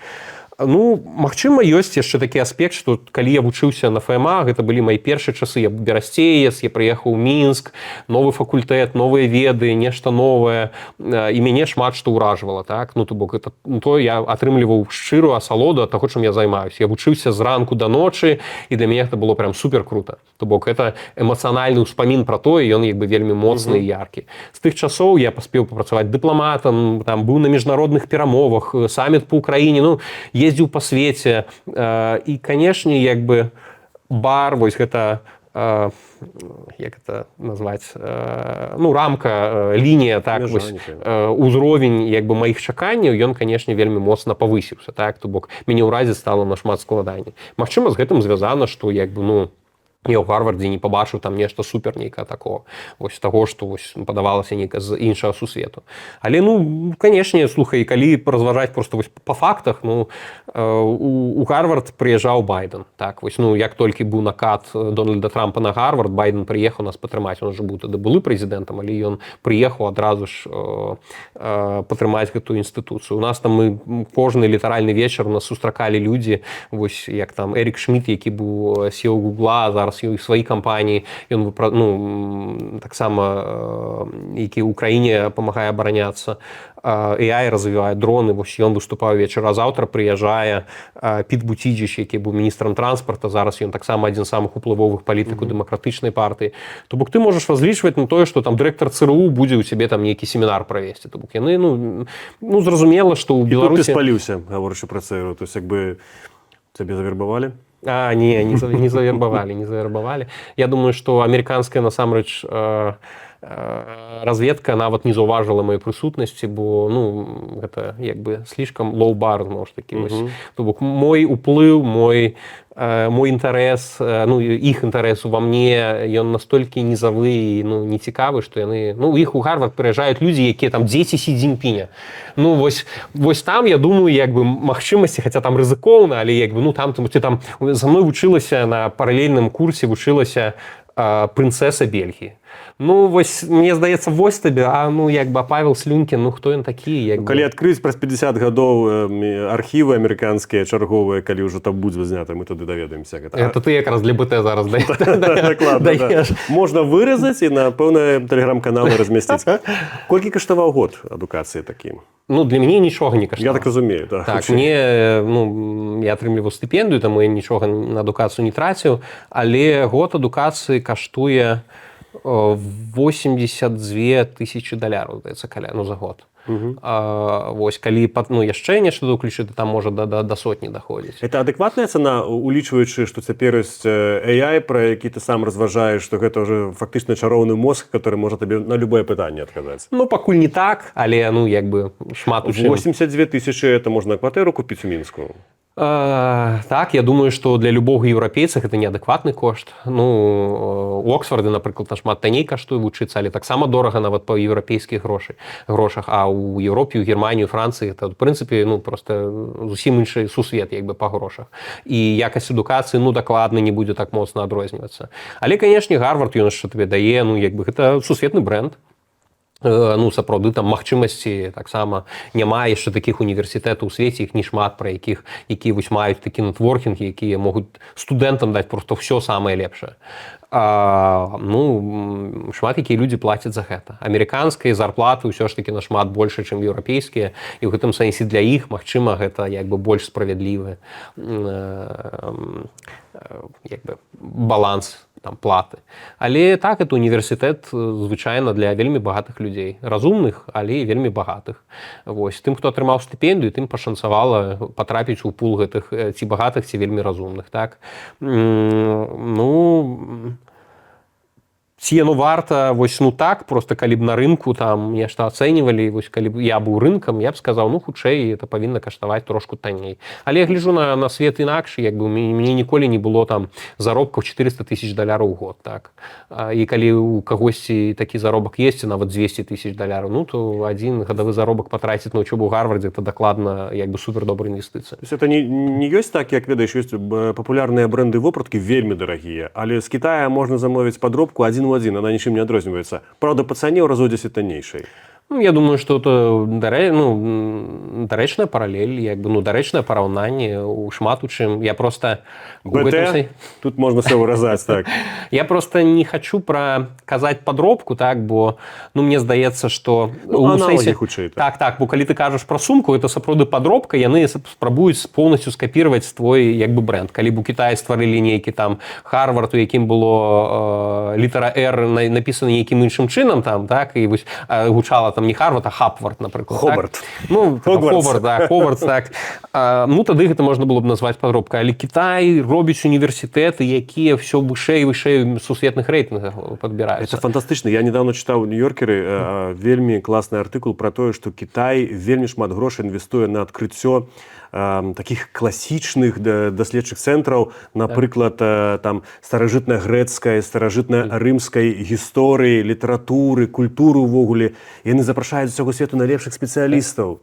Так, все так. І гэта яшчэ не самае можа быць галоўнае, як бы, ну, гэта тыя рэчы, якія там эканоміку можа быць не так моцна развіваюць, да, кітайскую, а тое, што іх STEM індустрыя, гэта science, technology, engineering, у іх самыя моцныя ў свеце, ну, гэта ўжо, ну, як бы, гэта факт. Колькасць публікацый у навуковых артыкулах там наконт AI вось у Кітаі таксама першае месца займае. Дарэчы, амерыканцы толькі трэцяе, тут Еўропа, дарэчы, на другім месцы ідзе.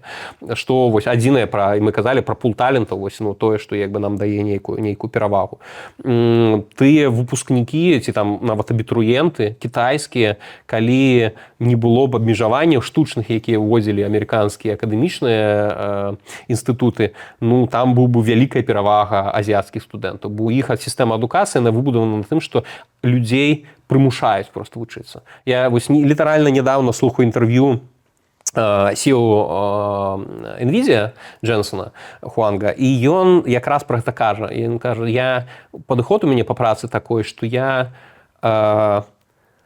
пытаю людзей, пытаю ў сэнсе, як гэта па-беларуску, катаванне, так? Катую людзей да таго, каб яны дасягнулі вось нейка новага ўзроўню якасці працы. Хутчэй, чым звальняю іх. То бок я іх хутчэй закатую да добрых рэзультатаў, чым звольню іх. І вось мне здаецца, гэта то, як працуюць шмат чым азіяцкая сістэма. Яны катуюць літаральна людзей вось тым, што ад іх патрабуюць неверагоднай канкурэнцыі, неверагодных высілкаў, каб стаць найлепшымі. У літаральным сэнсе, прабач, я тебя пераб'ю, просто памятаеш, калі была Алімпіяда ў Кітаі, тады жахлівыя былі рэпартажы, як у Кітаі дзяцей вучаць быць спартоўцамі, гімнастамі, здаецца, там ломяць косці проста і... Гэта факт. Шмат суіцыдаў ёсць дзіцячых у паўднёвай Карэі з-за таго, што вось там ёсць адзін экзамен агульны, які па сутнасці вырашае, ці ты будзеш паспяховым чалавекам ці не паспяховым. І да яго гатуюцца, і вось калі ты гэты экзамен правальваеш, як бы, ну, у цябе шансаў вельмі мала.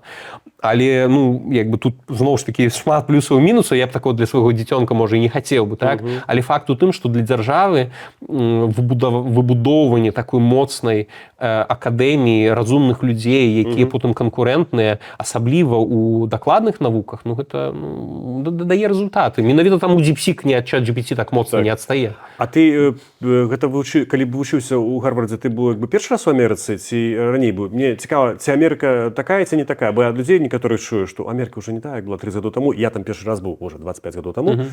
І тады, конечно, трошкі іншая эта дзяржава была.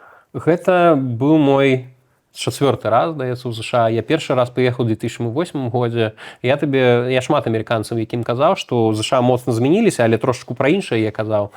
Хутчэй пра твой вопыт размовы з амерыканцамі. Гэта пацверджвае мой тэзіс пра тое, што вось глобальная гегемонія США, яна трошачку, як мне падаецца, як бы, ну, частку ўжо мінулага. У прынцыпе, гэта нават на звычайным чалавечым узроўні разумеюць людзі. Зараз табе правяду прыклад.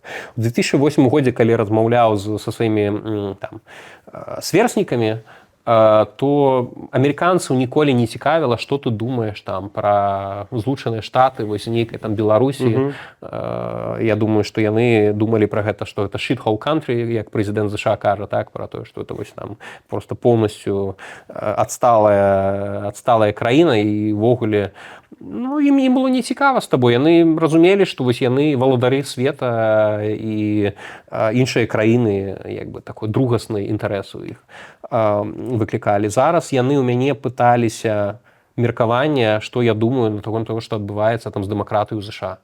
То бок у беларуса, які там працаваў на беларускую дзяржаву, так, потым стаў там палітычным, з палітычных прычын з'ехаў з краіны, і вось яны бачаць, што адбываецца з Трампам, яны бачаць нейкія там паралелі, яны са мной размаўляюць пра гэта. Што іх палярызацыя неверагодная ўнутры краіны? Гэта так, гэта дакладна пра палярызацыя, але гэта нават проста пра другое, пра тое, што яны сталі менш сфокусаваны на сабе, яны адчулі, што свет настолькі змяніўся, што ім трэба цікавіцца светам больш. Калі раней яны маглі сабе дазволіць жыць у такім фармаце, у якім свет цікавіцца тым, што адбываецца ў США, бо гэта яны так моцна паўплываюць на свет, то зараз яны разумеюць, што баланс залежнасці ён ужо іншы. І трэба ім цікавіцца тым, што адбываецца ў свеце, каб думаць пра і дбаць сваю будучыню. Ну, слухай, шмат яшчэ ў чым змянілася. Мне здаецца, што США менш бяспечнымі сталі. Статыстыкі тут у мяне няма, гэта абсалютна як бы эмацыянальнае такое, так? Калі ты прыязджаеш, людзі распавядаюць, ходзіш па нейкіх гарадах амерыканскіх, мне здаецца, што злачыннасць там трошку вырасла. БТ? Мы працягваем для вас, так працуем. Гэта пра, дарэчы, ну, пра public administration, я там вучыў якраз public administration, то бок, ну, кіраванне. Дзяржаўнае, недзяржаўнае, у прынцыпе, кіраванне. І што гэта прывяло, калі ты вывучаў, это цікава. У амерыканскага віцэ-прэзідэнта Вэнса ёсць цэлая кніжка, ён напісаў пра гэта менавіта пра там сацыяльныя праблемы Амерыкі, калі ён яшчэ не быў, ён таксама, ён скончыў Yale, так? Так. Ён менавіта гаварыў, як бы крызісы эканамічныя ўплывалі на гэта, што і там наркаманія, і ўсё на власным прыкладе власнай сям'і. А як ты зразумеў это на public administration? А чаму бярэцца так? Гэта рост злачыннасці, напэўна, таксама там моцнае расслаенне. Ясна, што это багатая краіна, але там вельмі шмат бедных людзей. Мы там бачылі нейкую статыстыку, глядзеў, колькі жыве ў тых кемперах, просто неверагодная просто лічба людзей. Я не вывучаў асобна, там, ну, то бок я не цікавіўся Злучанымі Штатамі, іх там, таму я тут магу просто падзяліцца як бы сваім уражаннем. Гэта ўражанне, так, это меркаванне. Неадукаванае меркаванне, так, у гэтым сэнсе. Дисклеймер, неадукаванае меркаванне. Так. Ну, відавочна, што разрыў паміж самымі багатымі і самымі беднымі ў США вельмі моцна вырас. І гэта, ну, мне здаецца, галоўная прычына, чаму гэта адбываецца. Людзі, якія спадзяваліся на больш роўнае размеркаванне благаў, якія ёсць у краіны, яны бачаць, што іх шмат да чаго там, ну, ім не хапае. Так? Тое самае, гэта AI-сфера, ну чаму так сярод звычайных людзей AI настолькі непапулярна? Бо яны бачаць гэтых тэхнагігантаў, кажуць пра тое, што гэтыя тэхнагіганты выбудуюць тэхнафашызм. Там размовы ідуць пра сотні мільярдаў даляраў у год. Сотні мільярдаў кампаній, якія прадаюць па сутнасці абяцанні, якое будзе будучыня, і незразумела, будзе, не будзе. Там, мы генеруем відэа... Прадаўцы паветра.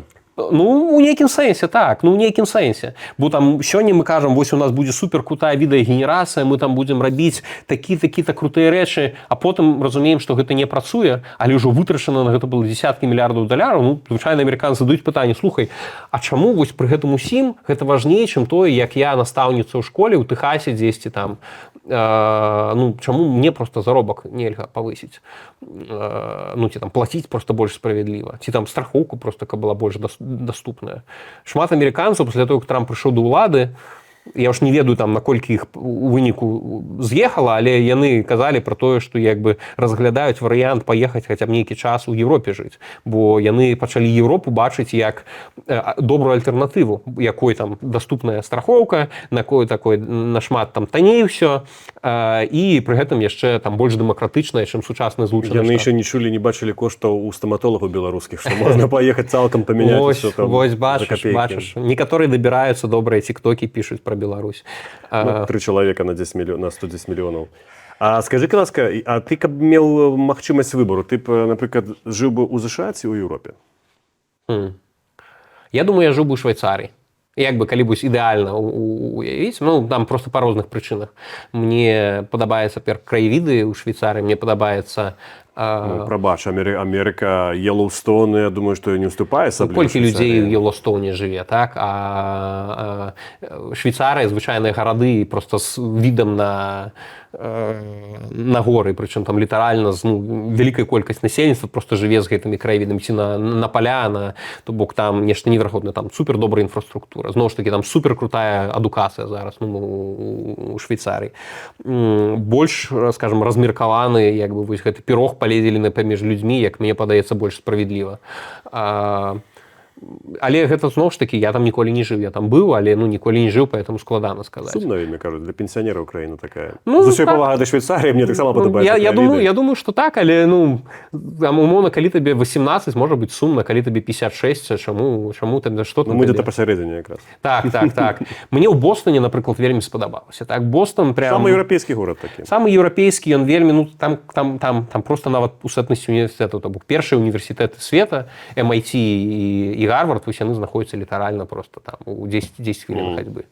А там яшчэ, акрамя іх, яшчэ шмат якіх, ну, іншых. А пры гэтым на гэтым узбярэжжы, там это ўжо не Масачусетс, там Ель трошачку ніжэй, Прынстон таксама абсалютна недалёка.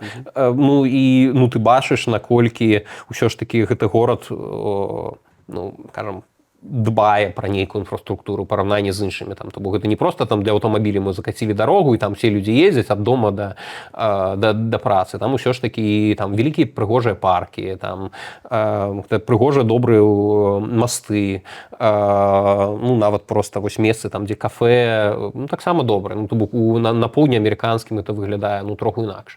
Таму поўначы называецца ў Амерыцы паўночна-ўсходняя Новая Англія. Новая Англія, все так. Ну там і архітэктура такая, як у Англіі, так, англічане. Я тебе нават здзіўлю, ты ў Гарвардзе хадзіў па кампусе, а гэта ўсё запраектаваў фінскі архітэктар. Так, фінскі. Фінскі, ну так атрымалася, атрымаў замову. Але бачу, это ўсё звязана з Еўропай. Але чаму не... Ну, ты выбраў все-таки Европу, але не еўрапейскі звяз, але чаму не Амерыку?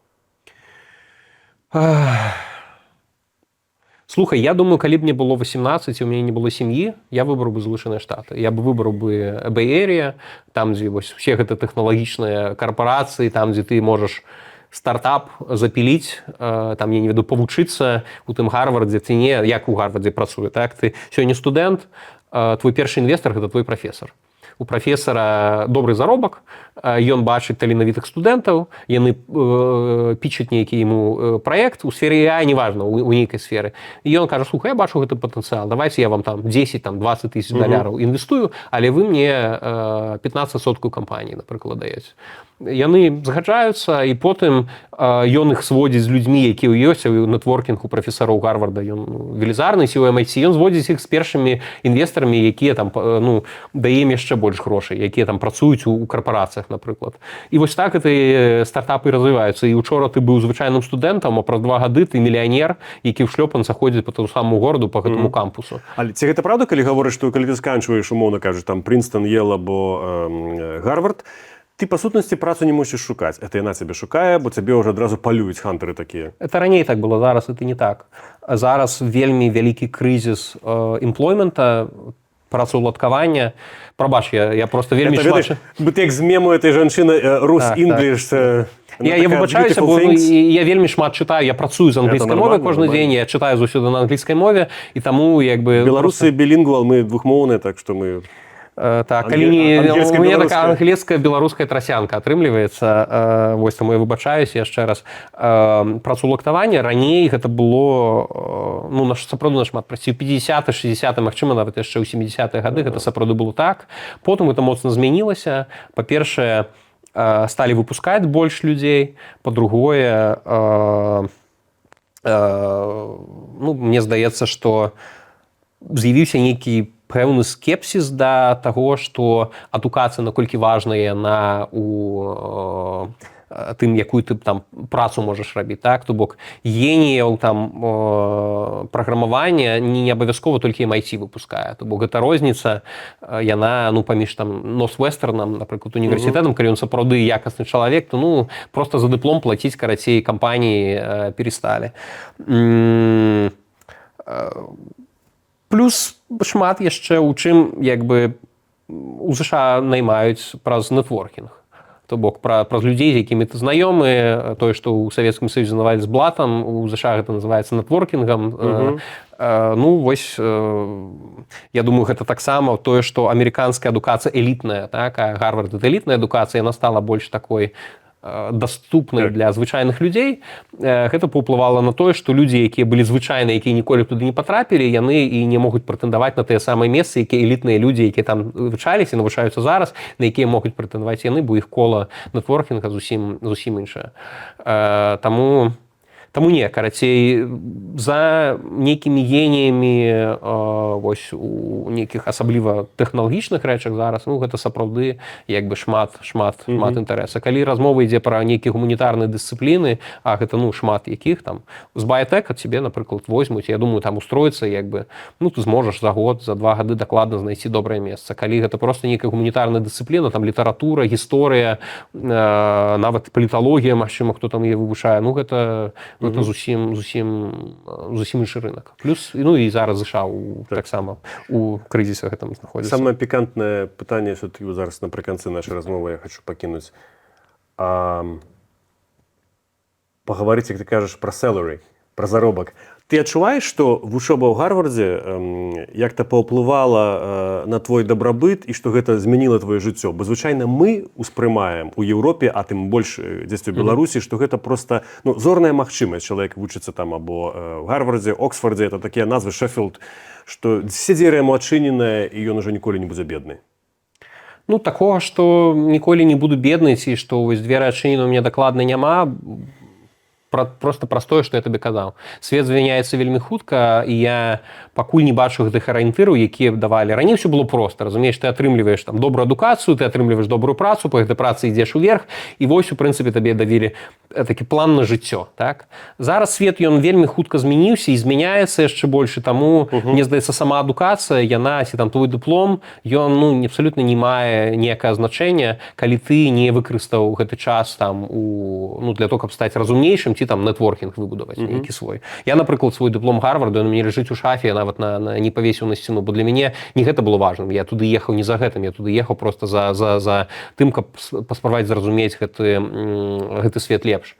З фінансавага пункту гледжання я скажу так, я скорей хутчэй перагледзеў нейкія свае падыходы да таго, як я вытрачаю свой час.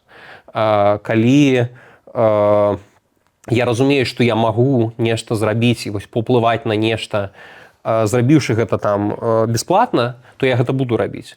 Але раней я пагаджаўся, нават калі думаў, што ўплыў гэты мінімальны. Ну там калі, ну так, нешта можна там паўдзельнічаць.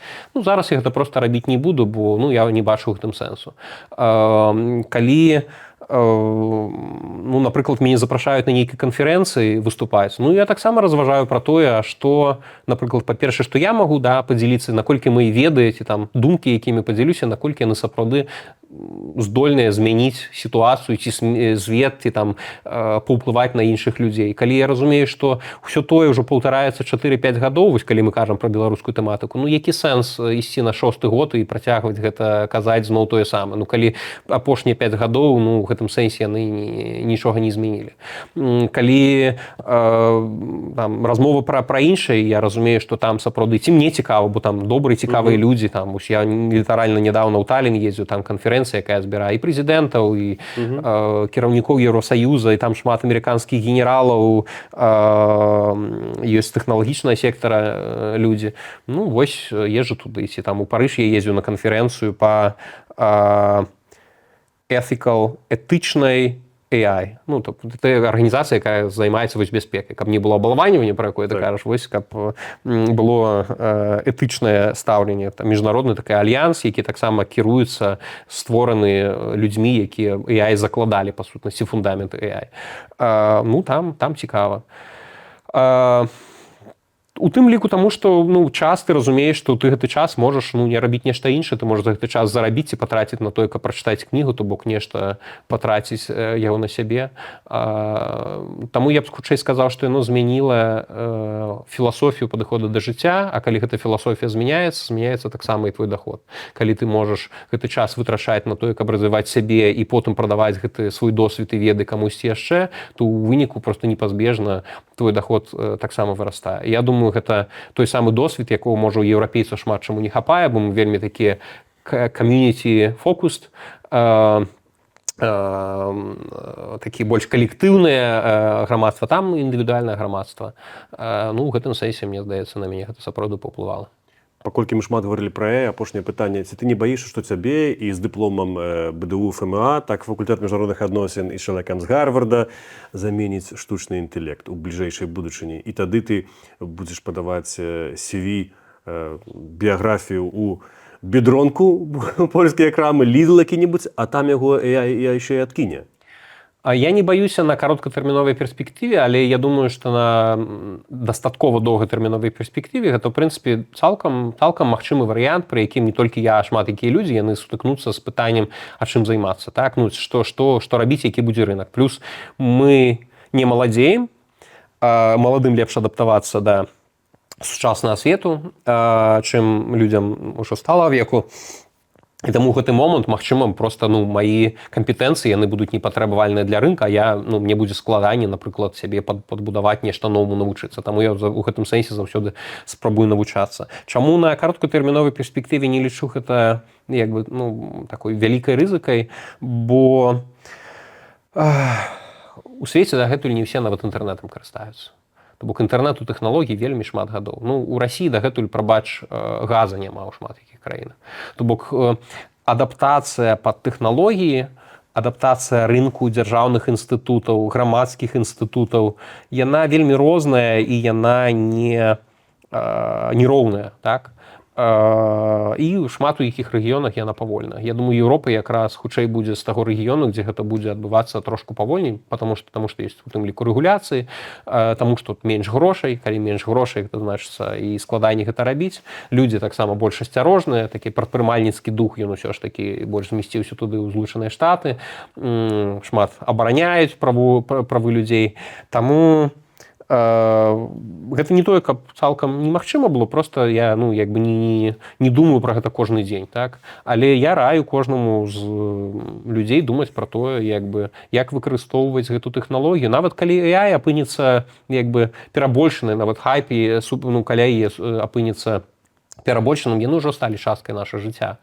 Ужо літаральна зараз журналісты выкарыстоўваюць, каб рыхтавацца да інтэрв'ю іх. Праграмісты пішуць код, правяраюць яго. Гэта за колькі? За 3 гады. Літаральна за 3 гады адбылося. Таму, мне здаецца, глупа проста казаць, што нічога насамрэч не будзе. Гэта ўжо змяняецца. І таму я баюся, наколькі гэта тэхналогія можа змяніць гэты свет, бо ўсё, што незразумелае, яно цябе пужае. І ты заўсёды сябе задаеш пытанне, якое ў цябе месца ў гэтым свеце. І таму мой лепшая парада ў гэтым сэнсе гэта ніколі не спыняцца самаадукавацца. І мне здаецца, у гэтым сэнсе адзінае, што можа табе дапамагчы, гэта калі ты будзеш спрабаваць ісці ў нагу з сучасным светам. Супер, это выдатная парада, які дыплом з Гарварда павесіць на сценку. Ніколі не спыняцца самаадукоўвацца. Дзякуй вялікі тебе, Павел. Дякую табе.